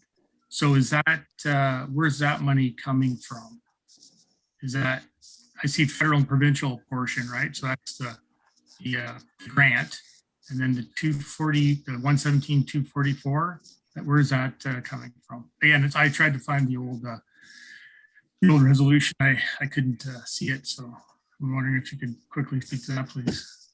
Yeah, so the approved budget would have the federal government providing 174,384, the provincial the 145,305, and the township with the $117,000. So now with once we got the tenders in and all inclusive of all the amenities that we did have, the next column indicates how much money the township would have to contribute in order to complete the project. And then the third one is we took out the retractable curtain and that sort of thing. So at the end of the day, the township has to contribute $160,367. So we've already raised $125,000. So the difference between the 367 and the 125 is 35,367. Oh, That- I know we kicked this project around a few times there in the past, and really the only reason we went ahead was we got that fabulous grant money. I'm just wondering if we could take advantage of that fabulous Millerton fundraising ability to let the local residents feel included in the project and scrape that up, and they get exactly what they want, right? So I'd like to actually move that as a motion that unless there's any more questions, obviously take it back and make it on budget and do fundraising. Okay, well, let's see if there's some more questions. Anyone else have any questions of the report? I guess I have one question then, Andrew. Who's going to spearhead the fundraising?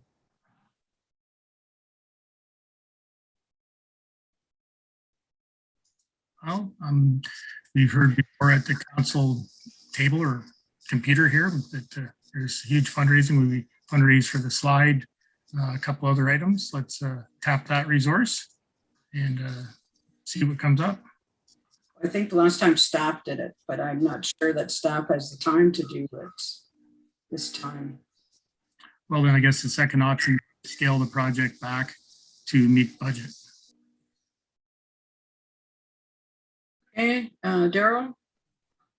Me being a ratepayer and my family has 100 years of donating to municipalities, helping out like probably thousands and thousands and thousands of dollars worth of donations. My mom effortlessly giving a endless amount of time for these kind of projects to fundraise and stuff. I think that's the way to go. But that being said, I know she's not here now. Over her soul, she would not be donating to this at this point with the direction we have took within municipalities in the province directly saying who's going to be able to go to certain parks and pavilions halls. I know already junior hockey is seeing a big decline in fundraising due to direction municipalities are taking. So I just don't know if we need to be spending too much money on any of this stuff going forward right now, folks. Council, I'm sorry. And yeah, we need to scale it back. That's what needs to happen. We're going to segregate. We're going to start scaling some of this stuff back because people are pulling their kids from sports as it is. So what are we doing spending money and then wanting to take more money? I can't support. I'm sorry. Hey, Jerry.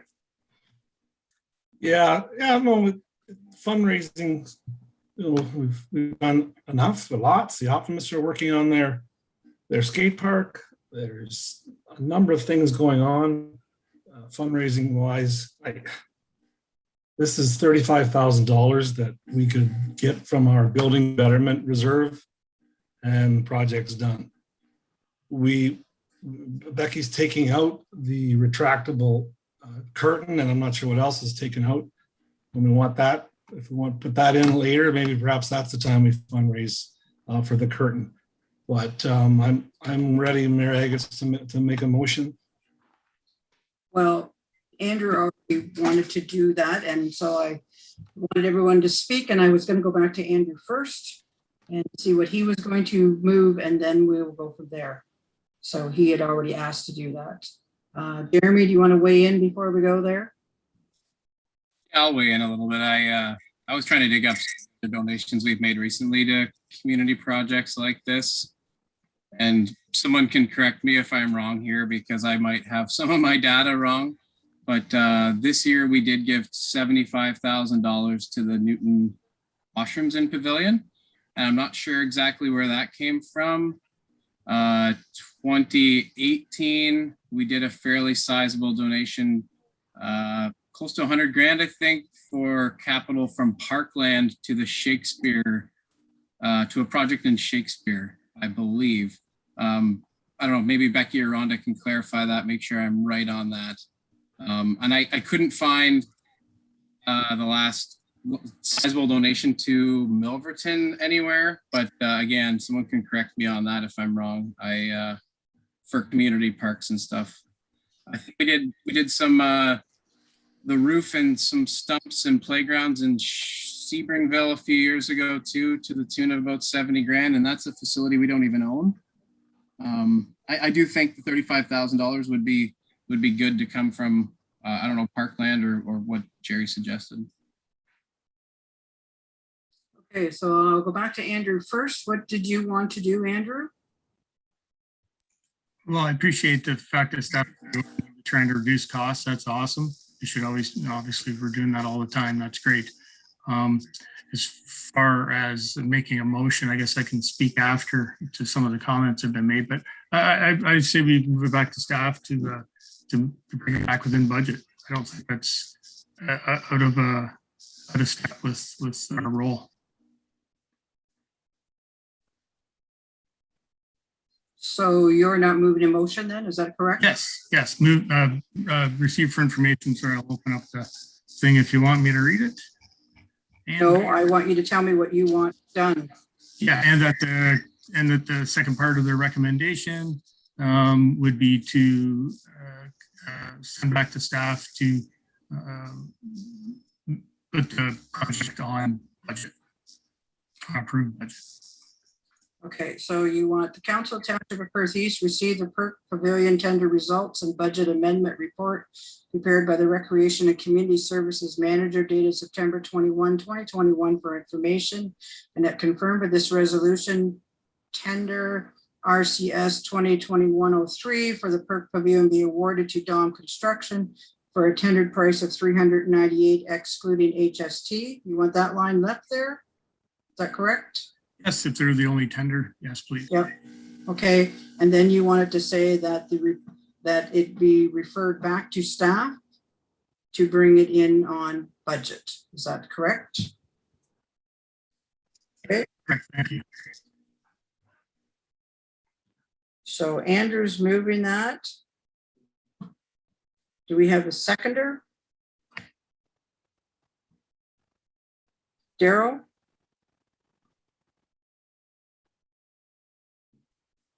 Is there any more comments or questions? Jeremy, I'll take you first and then Jerry. Yeah, it's just a question about how that affects our ability to get that grant. That's all. Is if we have to modify the plans, is that gonna affect our ability to obtain that grant? Any large modifications? So if we were to make it smaller or take something large out of it, we have to go back to the province and to the federal government for approval. Okay, Jerry. Yes, thanks, Mayor. I guess we have no control over the increase in the pricing. Everything has increased in the last 2 years. We have no control over this. The project was the project is the project. We have a building betterment fund that is for building betterment. This is not $340,000 that we're asking for to use on that. We're asking for $35,000, $367 from that fund. So I'm not supporting it getting sent back to be reworked, resent back to the province, to the feds. I can't support this motion that's on the floor. Anyone else? Andrew? I guess the purpose of that is not to penalize anybody or create a division. It's just to, can't remember who was on council. I think it was just maybe a couple of us, Rhonda, possibly Jerry and I, but this project, because of the scope of it and the cost, and that's why I was going to ask for, I realized staff was very busy. I was going to ask for previous reports to refresh myself, but I do remember the discussions over a period of time. This report was, or this project was dropped a number of times. The only reason it came forward is because we had basically the funding approved. And then we got the great grant, the gift. So, I realize it's a small amount of money, but there's been some, it's a lot of grant money flowing around lately, and it'd be nice to see, some end to some of these things like Councilor Hurlick said. and I think it was Councillor Smith who said many times that the fundraising ability in Milverton is great, and Shakespeare can be too. COVID. So that's why I'm asking that we do our work and we have it brought back under budget. Okay. I'll let you speak, Jerry. You're supposed to be the last one mover, but I'll let you go again. Thank you. I don't ever recall seeing this project in the years I've been on. We've had inquiries. I don't think we've had inquiries. The Ag Society has talked about doing a pavilion of some sort. I don't ever recall any type of building such as this being brought to us. Okay. Amanda? I'll be brief. I won't be supporting this simply because I don't think the timelines are going to be realistic. I think that we're going to end up getting our staff to do a ton of work, and it perhaps might be all for nothing. Just given the dynamics between the province and the feds, I think I just think that this is not realistic. I understand where Councillor McAlpine is trying to come from, but I won't be supporting the motion on the floor. Okay, Andrew, last time. Yeah, I'll speak last. We seem to spend the most time on the most insignificant things. I don't know why. The signs was one of them. This is amazing. But anyway, so as far as having to bring back to the province, I don't think that was said here. I said if there's what was stated by staff was if there's a major change, it would have to be brought back. Hopefully a $35,000 change isn't a major change, and a $4.5 million project. So we're kind of assuming something that's not actually factual. So we don't want to make assumptions. We want to go with the facts, and the facts is we haven't looked into it yet, so we don't know whether it's got to go back to the province. I'll just throw it at maybe a phone call to the contractor or someone saying, "Hey, we need to cut 35,000 out." You know, so. Okay, so we do have a motion that it be referred back to staff to reduce costs. Moved by Andrew, second by Daryl. All in favor of that motion? Opposed? Opposed? Defeated. Yep. Okay, so Jerry, you want to move something? You're next. Thank you. Yes, I would move that we proceed. And obviously, somehow with the manager's comment about going back to Dom, and perhaps Dom might reduce it by 35,000. They did build our fire hall, so they're a good contractor. But that we proceed and that the up to 35,367 comes from our building betterment reserve. Okay, so you're moving that. Do we have a seconder?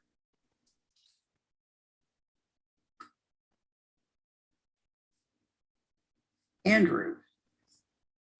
Okay, so the motion is that the Council of the Township of Perth East receive the Perk Pavilion tender results and budget amendment report prepared by the Recreation and Community Services Manager dated September 21, 2021 for information, and it confirmed by this resolution tender RCS 2021-03 for the Perk Pavilion be awarded to Dom Construction for the tendered price of $398,000 excluding HST. That council amend the 2021 corporate budget to approve funding from the Building Betterment Reserve of up to $35,367,000 to fund the Perk Pavilion project, and that staff negotiate further with Dom Construction to try to lower that amount. Is that right? Okay. Carol? Just one final comment. I just want to make this quick and clear. We've got to remember whose money we're using here, where it comes from in the first place. We now have a divided house, unfortunately. Regulations, I think we've overreached in regards to COVID. And now we're going to be saying who can and can't come here using their money. It's a tough one for me. And later on in the agenda here, we have some concerned parents, mothers mainly. I applaud the mothers these days. we gotta remember whose money we're using, and we also are telling, well, some of you can't come, sorry, but we're going to take your money. Thank you. Okay, anyone else with questions, comments? If not, all in favor of that motion? 1, 2, 3, 4, carried. Okay, and then we have the recreation facility COVID vaccination policy. Becky? I'm still. Okay, so as Teresa mentioned earlier, we continue to follow provincial regulations and the recommendations of the Huron Perth Public Health. Then the newest regulation states that that we shall check each patron that enters the facility, proof of identification and the proof of being vaccinated. And this applies to individuals that are over 18 years of age who are participating in recreation or sporting activities. It applies to spectators that are 12 years of age or older, and attendees at meetings or events inside the building. Any outdoor facilities it does not apply to. This does not apply to. So in my report, unfortunately, I made the report before the policy came back from the council or from legal, so there is a little bit of an error in my report.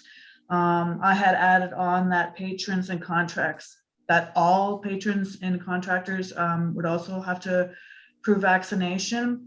And this was removed from the policy as I hadn't updated to reflect that change in the report. Patrons, for example, coming in to buy something at the concession booth and that they're just coming in to pick something up and leave again, they're exempt, as well people using the washroom. So that part in my report was stroked out in the policy. Also contractors were stroked out in the policy because that's was covered underneath the employee policy. So the inclusion of team officials, coaching staff, game officials, volunteers, etc., is highly recommended by the Huron Perth Public Health, and it's also being mandated by the Ontario Minor Hockey Association. So that's included in that piece of policy that they've put out. City of Stratford, West Perth, and North Perth have the same interpretation of the regulations that we are, or that I did in putting together this policy.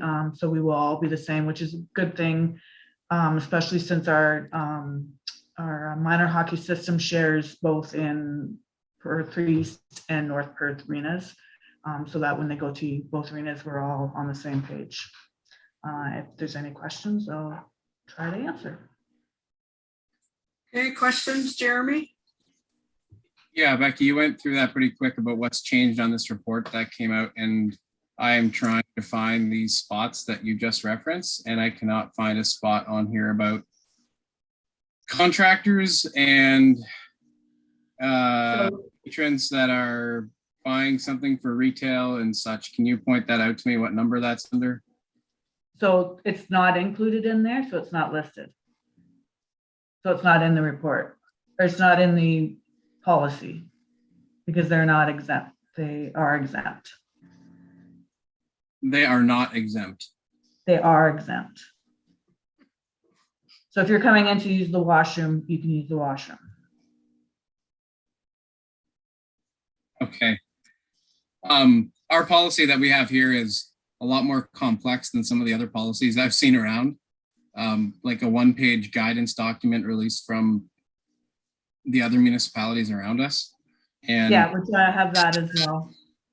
It's okay. I mean, both of these documents, quite frankly, came out very late to us, and it's been a real struggle for me to get through all of these and formulate a real strong opinion on something. I know that's not our fault. These regs came down pretty quick, and they had to go to the lawyers. Now we have to review them the night before they're supposed to happen. And it's, I'm trying to find what you just said and refer that back to the proof of vaccination guidance that was given to us by the province.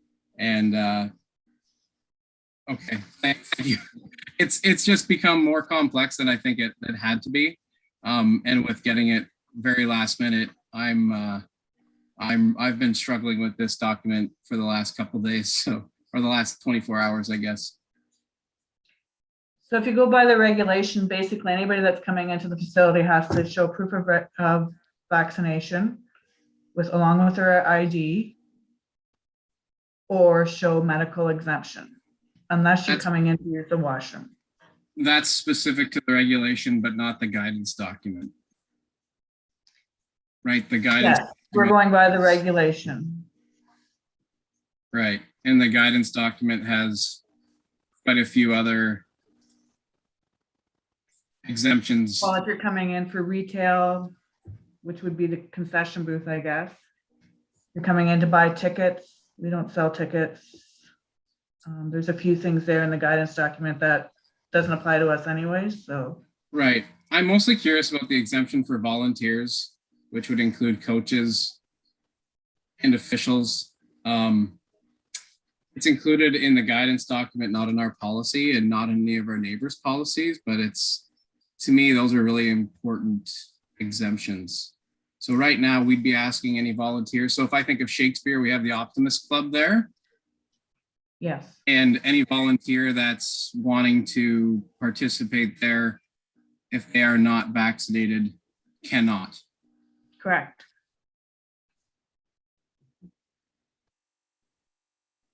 This is being mandated, Jeremy, by the province. Right. I mean, we have we have the regulation that's being mandated that Becky's referenced, and then we have the guidance document that's a secondary document asking us to refer to it while we're mandating this policy. So I do understand that it's being mandated, and we have to follow what's going on in that.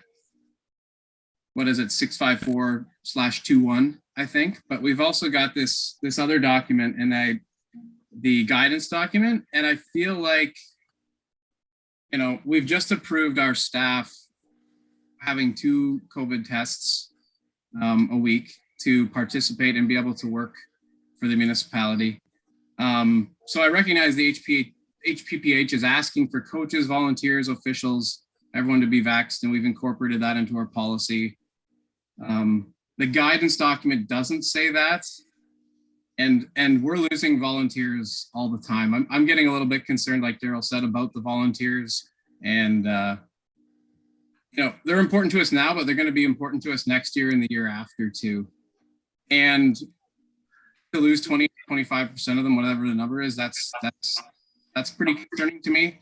So I wonder if there's a way to incorporate or reach out to our user groups to see if there's a way to incorporate like some sort of a testing program to get our volunteers to be allowed to keep doing what they're doing and doing their good work too.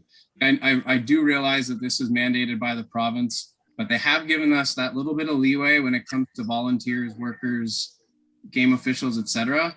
And we're allowing our staff to do it. I think there's an opportunity for us here to allow the volunteers that do so much good work in the community to continue to do that without, without not letting them into the facility. I'll close that and see what everyone else thinks. Just before we move on, Jeremy, so how will that work if you let them come in our arena without a vaccination and they travel? They go to the next arena, they won't be allowed to get in. Right, and I mean that's the next municipality's issue that they need to deal with. This is more so, between our arena, and this policy applies to our arena and in our Shakespeare Rec Hall. And those are our 2 big facilities that we have volunteers in right now. And I think that, if the next arena doesn't let them, they don't let them in, but putting them in our arena and in our Shakespeare Rec Hall, I think is pretty important. So like I said, we've allowed our staff, based on our previous recommendation, to do that, to have alternatives. I just wonder if there's a way to get those volunteers tested that we're comfortable with them entering into our facilities. I'll take further questions, Zed. Sorry, and this came up, I mean, this is something that I've just thought of in the last couple hours, because I've been really struggling again with getting these documents very late and trying to make it work for everybody. And I really feel like that is one of the groups that we don't want to sort of, we need those volunteers to continue to want to do that job. Hugh, you can go next.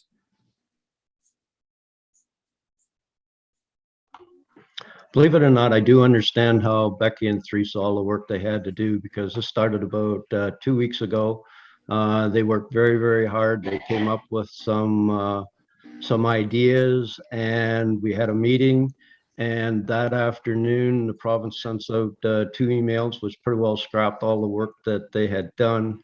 And I just wonder, Becky, those emails that we got back then, would they be helpful for Jeremy? I don't think they went beyond the EMC, did they? Those 2 emails that we got that Tuesday? I'm not sure which emails you're referring to. They were to the like we had our EEC meeting last Tuesday in the morning, and then I think about 2 or 3 o'clock in the afternoon, there was a couple emails came out from the province. Maybe I'm 1 week too early or too late, but I remember you guys had to go back and pretty well redo everything again because they had changed a bunch of stuff, like the fact that you could go in and get something. You could go and use the bathroom and that kind of stuff. Like a lot of stuff had got changed. So I'm sorry I didn't think of looking up that email before tonight, but I just wondered if that would be give Jeremy more a clear idea of what they had changed and what they had done. But again, I apologize. I can't remember which day. I know it was a Tuesday. We got it in the afternoon, after you guys in the morning had done all that work on getting everything all ready. Okay, yeah, I can look it up. And Hugh, I have been following it pretty close and reviewing policies coming out of other areas too. Like it's been my life for the last 48 hours trying to sort this stuff out. And I feel like that's a good compromise between, you know, having this policy in place. I know we need it, because the province has told us we need it and there's no other option. Except they have allowed us a little bit of leeway to allow some of these people to continue to do their work. So I feel like allowing some of these volunteers might be a good compromise. You want to say something before we move? I just wanted to comment that though with regards to minor hockey, they're not allowed, they won't be allowed in. So I'm not sure, like, how do we? I mean, that's minor hockey's policy, right? So we can't control what they do. If they decide ultimately to pursue that, that might not be the Shakespeare Optimists policy.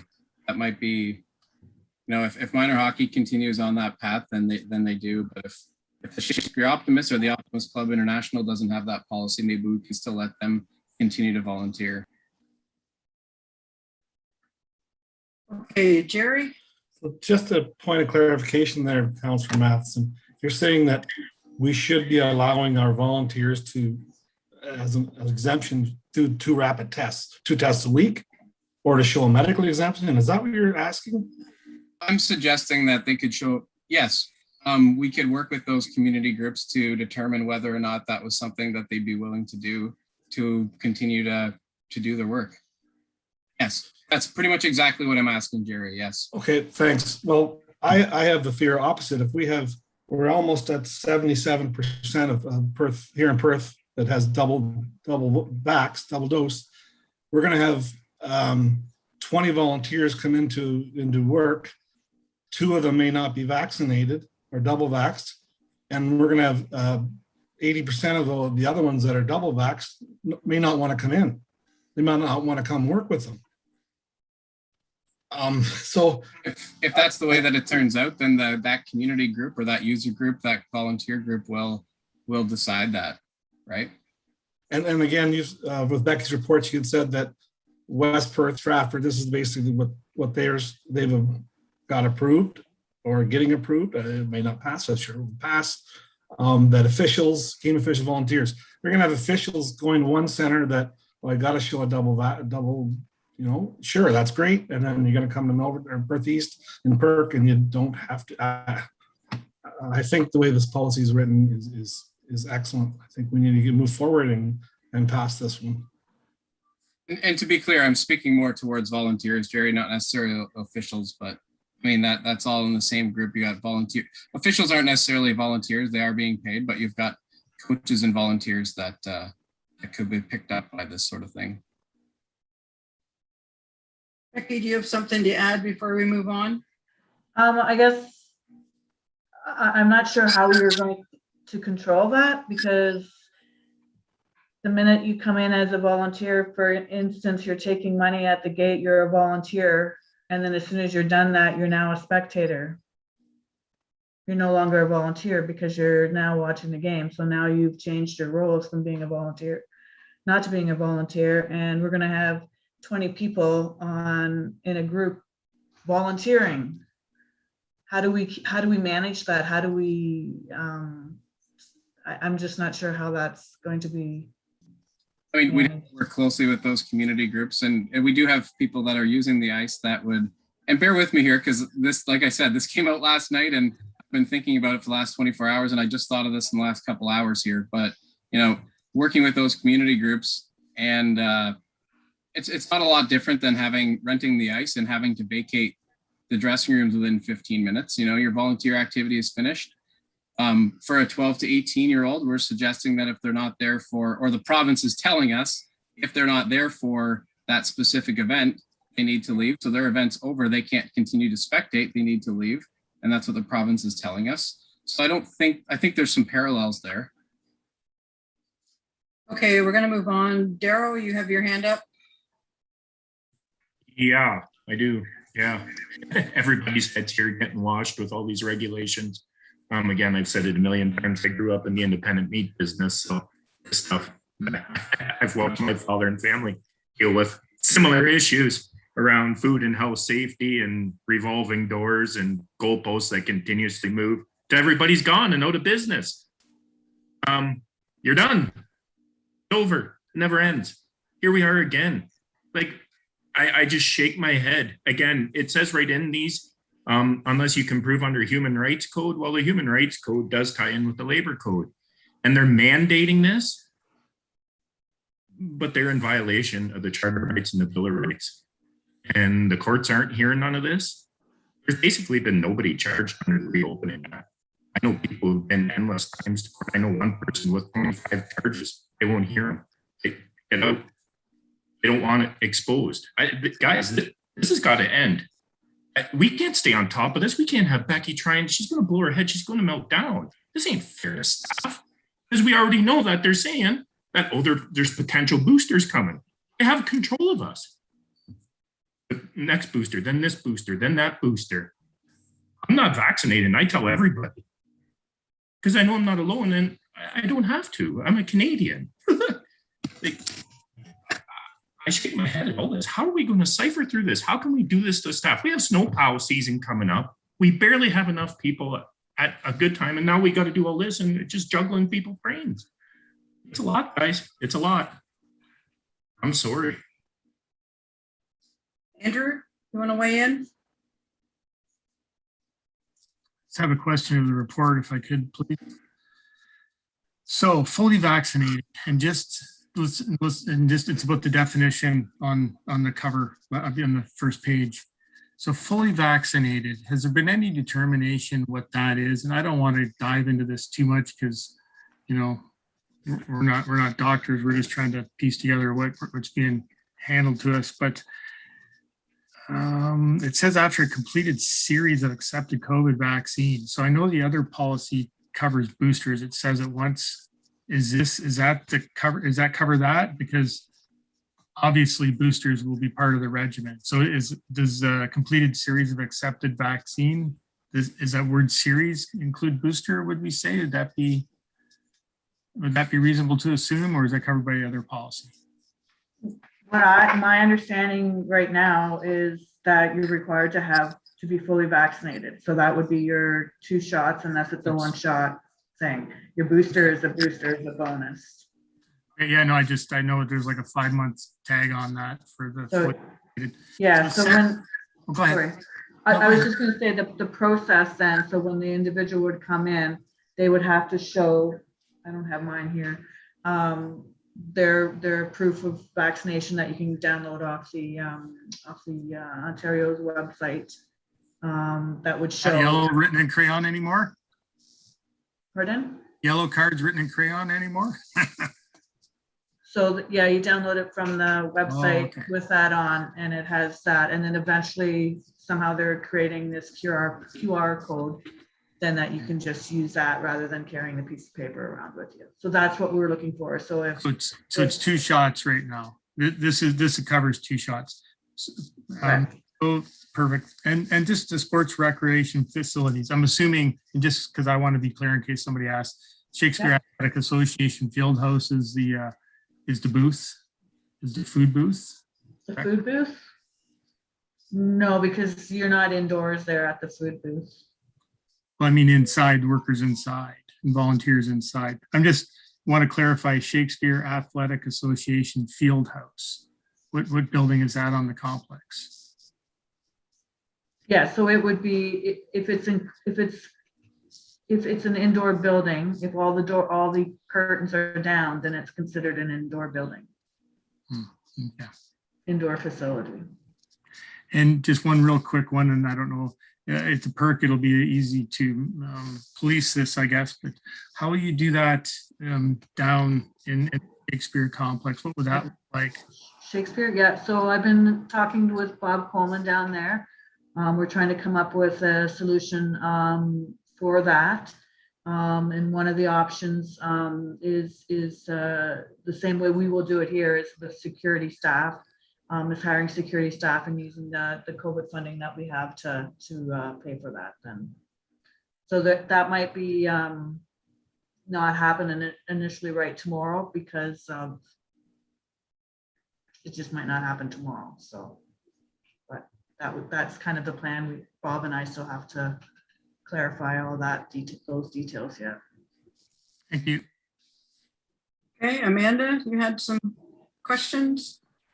No question. I just wanted to, as we're talking about proof of vaccination, I just wanted to elaborate a little bit. And Becky did a pretty good job, but I just want to clarify a couple things. So, so as of tomorrow, again, the paper copy, you have to show proof of vaccination on the areas that the province has identified, where you have to show proof of vaccination. You have to show that piece of paper that basically shows the 2 doses, in addition to a piece of government issued ID. Come October 22nd, people will have the option to either continue with the paper copy or the enhanced vaccine certificate, which is in the form of QR code. The province will also simultaneously be releasing a Verify app that can be used by businesses and organizations, which can be downloaded on a smartphone device to easily validate those people coming in.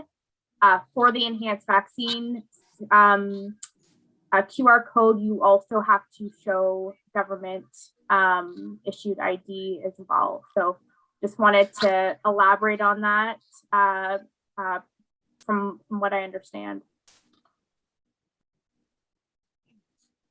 Okay, Jeremy? Under item 6, acceptable vaccines, it says vaccines approved by Health Canada. If we're trying to sort of emulate what the regulation says, it does say that the vaccine, you can get 3 doses of a vaccine not regulated by Health Canada, not authorized by Health Canada.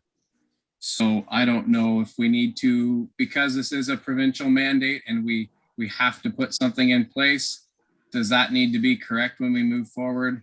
That is in there, 3 doses of a COVID-19 vaccine and not authorized by Health Canada. So that's item 6 on our policy is conflicting, says it has to be approved by Health Canada.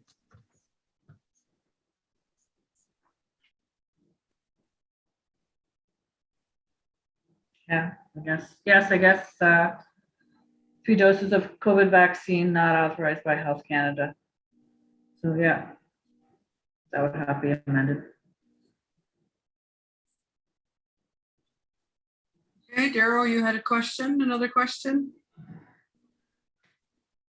No, I just had a couple. Amanda, where were you getting that information you were talking of there? Were you supplied with something or were you grabbing that?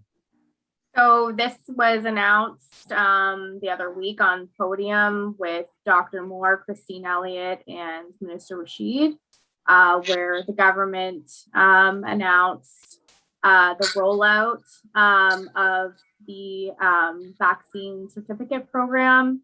So the government will be, from what I understand, continue to provide regular updates on the rollout.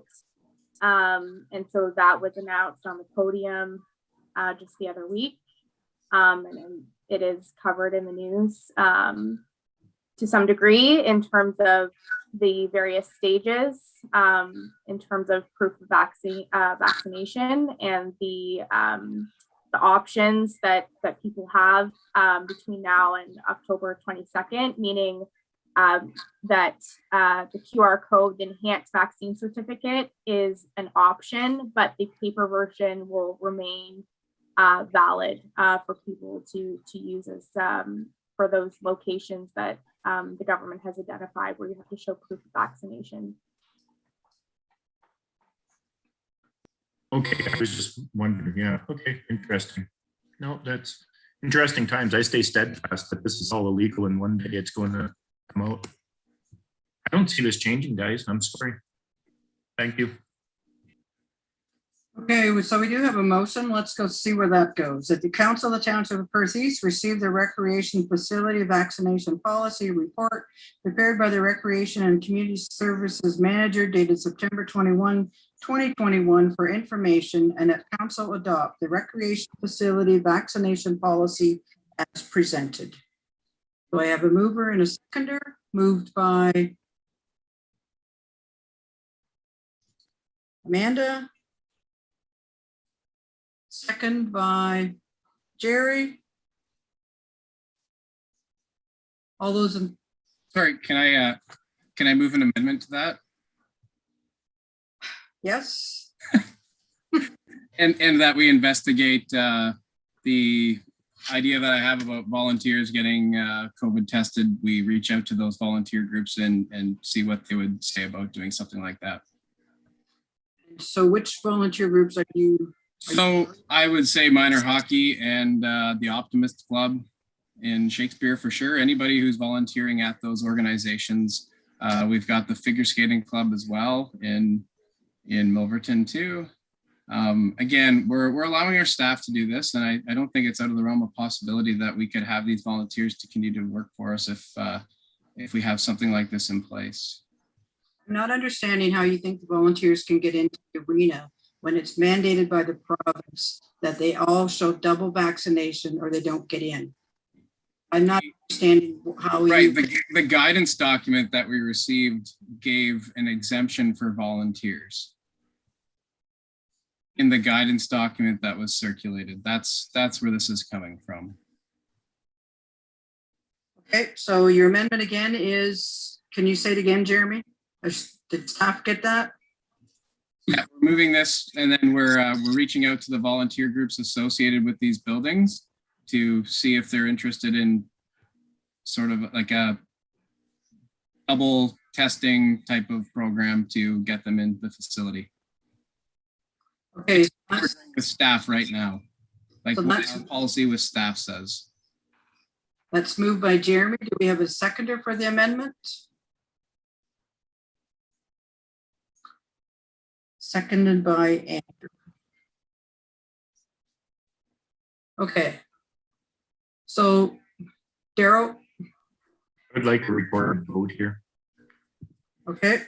So first we're going to vote on the amendment, which Jeremy has moved and staff has duly noted and wrote down because I don't have it all written on my sheet of paper. Do you want to read that amendment, or Ashley, I'm sorry, just that we're all clear? Yeah. And sorry, Councillor Hurlick, are you wanting a recorded vote on this amendment or both?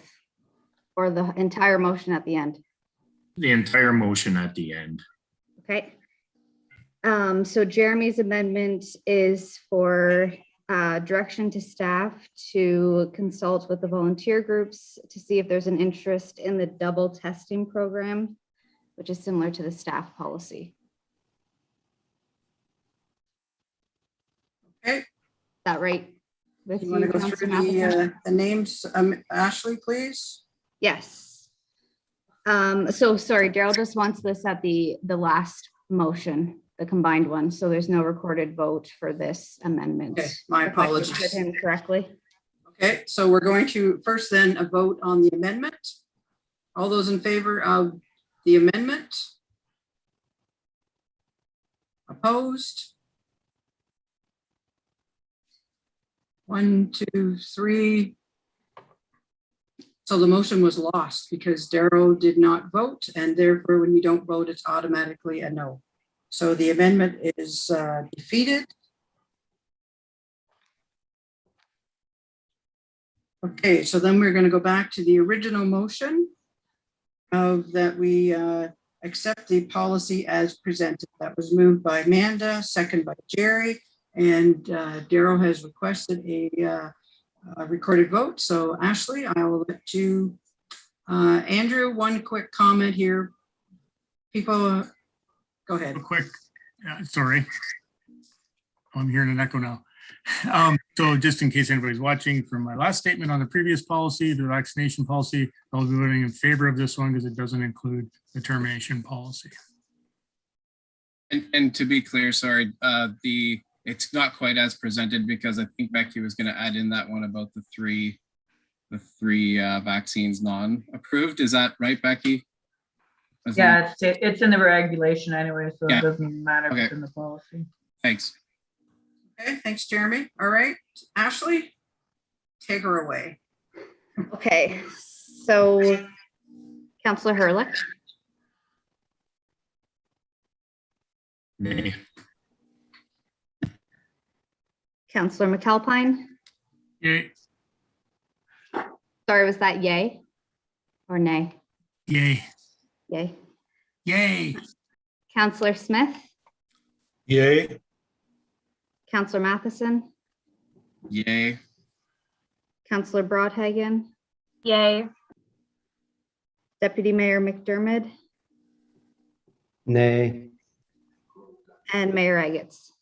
Yes. Okay, so that's carried 5-2. Okay, thank you. Anything else, Becky? No, thank you. Becky, for your patience. Anyway, we're going to move to fire. We have nothing on fire, I believe, when we go to correspondence, and we do have a letter from some residents of Perth East, and some I see from not from Perth East that have signed the petition. But anyway, I guess what does council wish to do with this? We do have a policy in place now. Perhaps maybe we should send a letter to Randy Pettipiece's office as well. Daryl? First of all, I definitely want to thank this group. It's nice to see again. I applaud the mothers that are taking this stance during these hard times. Concerns me, sadly, of the direction of men in this country, but it's interesting. As much as the odd person I noticed on there as well, that isn't from Perth East. I'm sure the kids travel for hockey too, so it's tough. These regulations, in my mind, will not be going away on their own. I know too much about history and too much about government, too much about policymakers, and too much how the stock market works. I'm not happy. I don't like it. And not only does this need to be going to Pettipiece in his office, I believe it needs to be going right to Ford's office. But we are struggling. We're putting on these weights and measures on staff in the community who have held this together. I mean, we already see that COVID's selective if you have to go to the washroom or if you don't have to go to the washroom in a public place. I shake my head. It's interesting times in Canadian history. I sure hope we as Perth East can help this out. There's what, 50, 60 on there? I assure you there's a lot more. And there's a lot of people want along to get along. They reach out to me daily. No more. No more boosters, no more extras. Interesting times. But again, I would like us to run these office and move forward with our concerns, where this is going. I have nothing else. Okay, so are you moving that, Daryl, that Yes. that it be moved, sent to Randy Pettipies and to Mr. Ford? Yeah.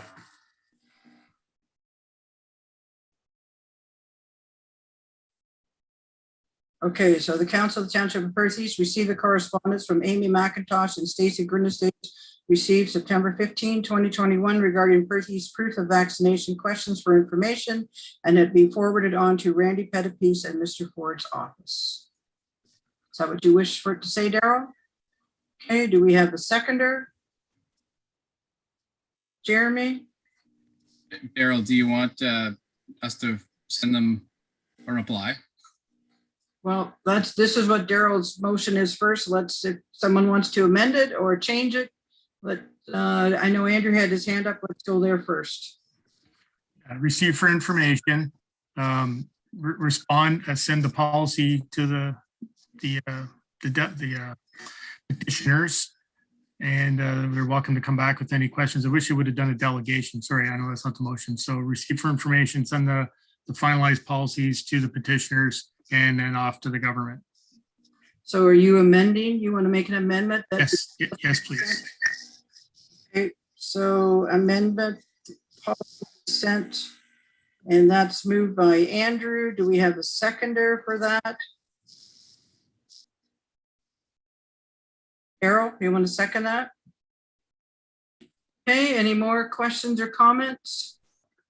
Amanda? Recorded vote. Okay, another recorded vote. Okay, anyone else comments? Nope. Okay, so Ashley, yours again. Okay, and Amanda, this is a recorded vote, just so I'm clear on the amendment only for now. Correct. Okay. And please read the amendment. Sorry, actually, I want a recorded vote on everything. Okay, so this will be similar to last time then. So we'll just have a vote on the amendment, which is adding in the sentence to send a copy of the policy to the petitioners. And if I can just seek clarification from council, is that from the two people that we received the letter from, which was Amy McIntosh and Stacy Grunestage, or is council wanting staff to try to find addresses for everyone's name who's listed on that petition? I hope not. Daryl? Yeah. Just give me a minute. That was Andrew and Daryl who had moved that. So I'm looking for direction from the two of you on what your motion was. Can you hear me? Yes, Yeah. you can. Sorry, my screen went all wonky here and changed my whole profile, so I'm regrouping here. Yes, no, we need to do that as well. That letter, I need to hear the motion, because when they said I want it sent to Doug Ford's office and to Randy Pettipies, that we, the council of Perth East, have concerns with these regulations. I want that in there. Is that in there? I apologize. My screen went all goofy here. I couldn't find none of the buttons. Okay, so you want the letter sent to Randy Pettipies and Mr. Ford's office, and you also want to express that Perth East has concerns about the mandates being pushed on for us to stay afloat within our recreational. Okay, and Jeremy, you second that. So are you okay with what Daryl wants to add? No, I was thinking that we were, I'm getting a little bit confused here. I was thinking that we were just gonna ask them to send a copy of their letter on to Randy Pettipies and Doug Ford, not actually sending it, but that we were asking them to send those concerns on to the province. That's not my understanding of Daryl's motion. I'm sorry. Yep, and that was the original motion. So someone help me out here how we deal with this procedural wise. So currently we have an amendment on the floor that we need to deal with, which is for direction to staff to send the policy to the petitioners. And I was seeking clarification on if that was the two people that are listed on the agenda package, or if council was wanting staff to try to find addresses for everyone's name that's listed there. So that is the first part of it that we need to deal with, is that amendment. Okay. Hugh, are you answering that Yeah, question? no. Just send it to the two people that are named. Don't try to find everybody. You'll be spending an awful lot of time trying to find everybody in their address. So if those two people you have the address for, send it to them and they can send it on to everybody else. That's not your job. Okay, and so that was moved by Andrew and seconded by Daryl, that amendment. So the two of you are in agreement with that, just sending it on to the two people. Okay, so we'll need a motion, or we'll need to see if that's carried or defeated, that amendment. Sorry, what's the original motion? If we're moving an amendment, we need an original motion, right? No, now we're just voting on the amendment. Only the amendment. Yeah. We Just you know, the original motion until we see if the amendment passes, then we'll read it all again. So Ashley, just read the amendment, please. So the amendment is for staff, direction to staff to send the policy that was approved at tonight's meeting to the petitioners. Okay, the amendment is to send the policy to the people who wrote the letter. That's the amendment. That's what we're voting on first. And if it gets passed, then it gets attached to the original motion, which we'll go back to. And if not, we just go back to the original motion. I'm sorry, I'm clear as to what the original motion was, because Daryl and I had differing opinions. Yeah. Don't worry about the original motion right now. Worry only about the amendment. Is to send the policy to the people who wrote the letter. Okay? That's all we're going to deal with right now, is the amendment. Am I correct, Ashley? Yes, just the amendment. Right, just the amendment. Then we'll deal with the other, Jeremy, okay? This only passes the amendment. Got it? Okay, go ahead, Ashley. Oh, Jerry. No, I'm fully in support of sending the policy to the presenter, the writers of this letter. But the original motion, I'm really kind of skeptical on what. I have an idea for that. I'll come back to that original motion, okay? So let's do with amendment. I'm just getting tired here. Okay, Ashley, go ahead. There's no recorded vote for the amendment. Amanda or Councilor Broadhagen had just wanted a recorded vote for the complete motion. So this is your call. Okay, so all in favor of sending the policy to the people of the authors of the letter? All in favor of that? Carried. Okay, so here's how we're going to deal with the other. We are going to leave the original motion the way Daryl did it, that this goes to Randy Pettipies and to Mr. Ford's office. Then if Daryl wishes after, he can make another motion that deals with Perth East concerns. So the original motion is a council township of Perth East received the correspondence from Amy McIntosh and Stacey Grunestage received September 15, 2021 regarding Perth East proof of vaccination questions for information, and that the letter be forwarded on to Randy Pettipies and Mr. Ford's offices, as well as the policy be forwarded to the authors of the letter, which is Amy McIntosh and Stacey Grunestage. Correct? Andrew doesn't think so. What do you think, Andrew? Procedurally wise, do we not have to say received for information to get it entered into the minutes? Did I not say that part? I maybe missed those words. Question, it does say that here, vaccination questions for information. Okay, perfect. Thank you. Sorry if I didn't say that. It does say it here. Like I said, Rhonda's tired. Okay, so Amanda wants a recorded vote, right? Are we all on the same page? Errol, one more time. This is where I can ask for my amendment to the current motion, right? Because it didn't get recorded the way I wanted in the first place. So now I was hoping to add, hey, we'll see if it gets carried or not. I think it'd be cleaner, Darrow, if we just did a separate motion after we do this, okay? I think that would be Okay. cleaner. Okay. Correct, Ashley? Yeah, we can have a separate motion afterwards. Yeah. Okay. Go ahead, Ashley. Okay, Counselor Hurlick,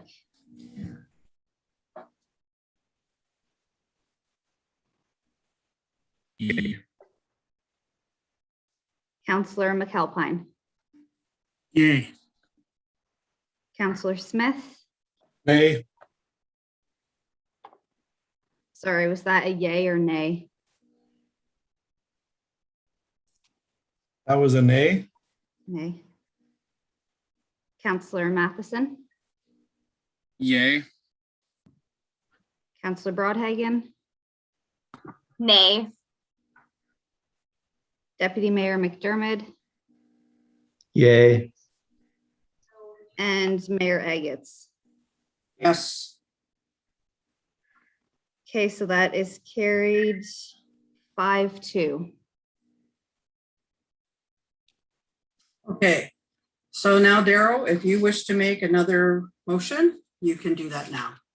Yeah, I was hoping to make a motion this year from these ladies that we send a letter to Doug Ford's office in Mr. Kennedy's on the burden this is putting on for these staff.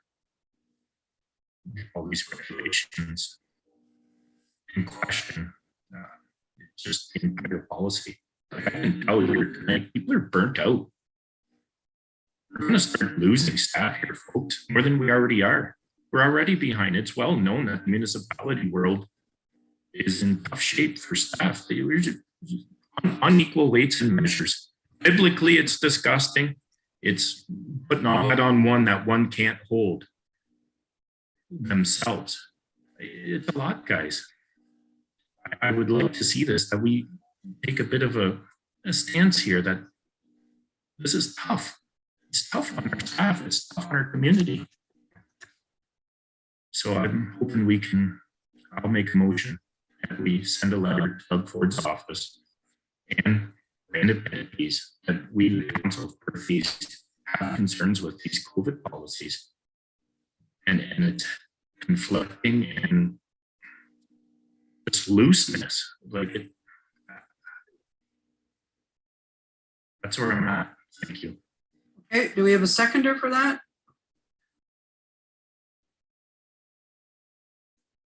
Second by Andrew. Okay, so I know Ashley and Eric are writing here. What, Amanda? Just ask for a recorded vote.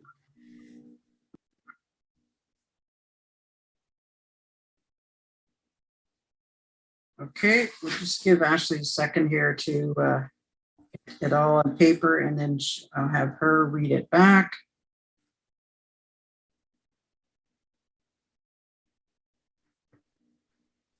Okay, so sorry, Dara, hopefully I've caught everything that you were saying there. So the motion would be for council directing staff to send correspondence to Doug Ford and Randy Pettipies regarding COVID or the concerns with the COVID policies implemented by the government and the regulations conflicting.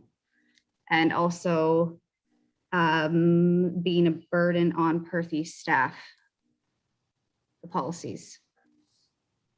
That capture everything? Yeah, Perth East and municipal staff in general in Ontario.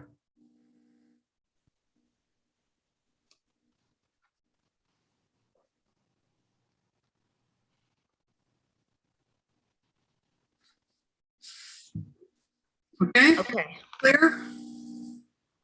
Jerry? Yes, I'd just like to comment that I have no issues with the policies that have come down from the governments, of the federal and the provincial. They have kept us safe. We've went through a couple of lockdowns. We don't want to go through it again. We've lost lives in our community. These procedures and policies that are in place are there for a reason. They are protecting us. They're helping us get through this. We're now in the fourth wave. We need to continue to be diligent. It is still in our community. We need to abide by these things. We need to keep each other safe, our staff, our friends, our families, our coworkers. So I'm not in favor of telling the governments that Perth East is not in favor of these policies. Okay. Andrew? Long, sorry, Rhonda, you're looking tired too. Just I wouldn't mind some correspondence with the province, but I need some specific items to discuss with them. So Daryl, you're my buddy, but I'm just because I think we need some specific items we can send to them saying this is a conflict, this is this, work on this, and at the end of the day, I'm not really sure it's the elected officials who are a problem. So I'm respectfully, I understand what you're trying to say, Daryl, but I think we need to do a little work and put a list together of concerns we have and have a conversation with them. So thanks. Okay. Anyone else? Nope. Ashley, take it away. Okay, so Councillor Hurlick, Yay. Councillor McAlpine, Nay. Councillor Smith, Nay. Councillor Matheson, Nay. Councillor Broadhagen, Nay. Deputy Mayor McDermott. Sorry, you're muted.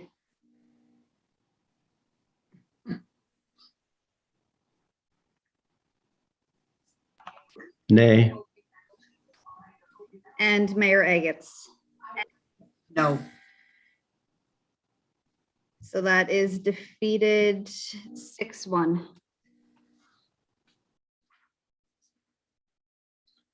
Okay, we will move on to council committees and reports. The mayor got her meeting log there this month. There is one item missing. I did attend Shakespeare Optimist drive-through dinner and I helped with it. I apologize to them that it's not on my list, but I was there helping. So is there any questions on where I was in the month of August? If not, does anyone else have any reports that they wish to give at this time? Any committees, any groups? No? Okay. Oh, Jeremy?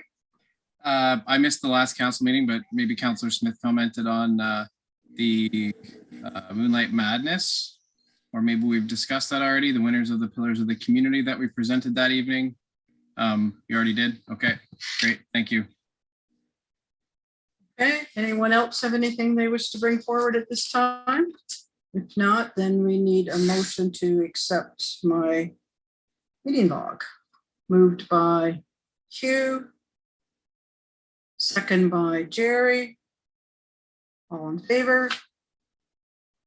Carried. Okay, any council reports? Oh, sorry, we did that. Bylaws. First, second reading, we have 3 bylaws. Bylaw 51/2021 to appoint members of the Council Corporation of Township of Perth East to the Committee of Adjustment for 2022. Second bylaw number 52/2021 to authorize the signing of Investing in Canada Infrastructure Program ICIP Transfer Payment Agreement, Perth Park Pavilion and Trail And number 3, bylaw 113/2021, a bylaw to collect the final assessment of the Costly Municipal Drain 2019 Southeast Hope Ward. So I need a mover and a seconder for that. Those bylaws moved by Hugh, second by Jeremy. All in favor? Carried. Okay, we do not have a need for a closed session. Are there any notice of motions? Nope. Okay, then under new business, we need to, we had a delegation. The Council of the Township of Perth East received the presentation from Maggie Martin, Transit Project Coordinator, Corporation of the County of Perth, PC Connect Service Update for information. Do we have a mover and a seconder for that? Moved by Andrew, second by Amanda. All in favor? Carried. Any other new business anyone wishes to bring up? Nope. Okay, then we need the confirmatory bylaw, that bylaw 53/2021, being a bylaw to confirm the proceedings of the Council of the Township of Perth East at its regular meeting held on September 21, 2021, be read a first, second, and third time. Moved by Hugh, second by Jerry. All in favor? Carried. And the last motion of the night, that the meeting of the council be adjourned at 9:41. Moved by Amanda, second by Daryl. All in favor? Carried. Thanks, everyone. We had a difficult meeting. We had a lot of tough decisions to make, and I thank all of you for all your contributions and your comments, and I do respect everybody's comment and their position. And once again, I thank you for everything that's been said tonight. So everyone stay safe. We'll see you all again, probably what, in a week or two?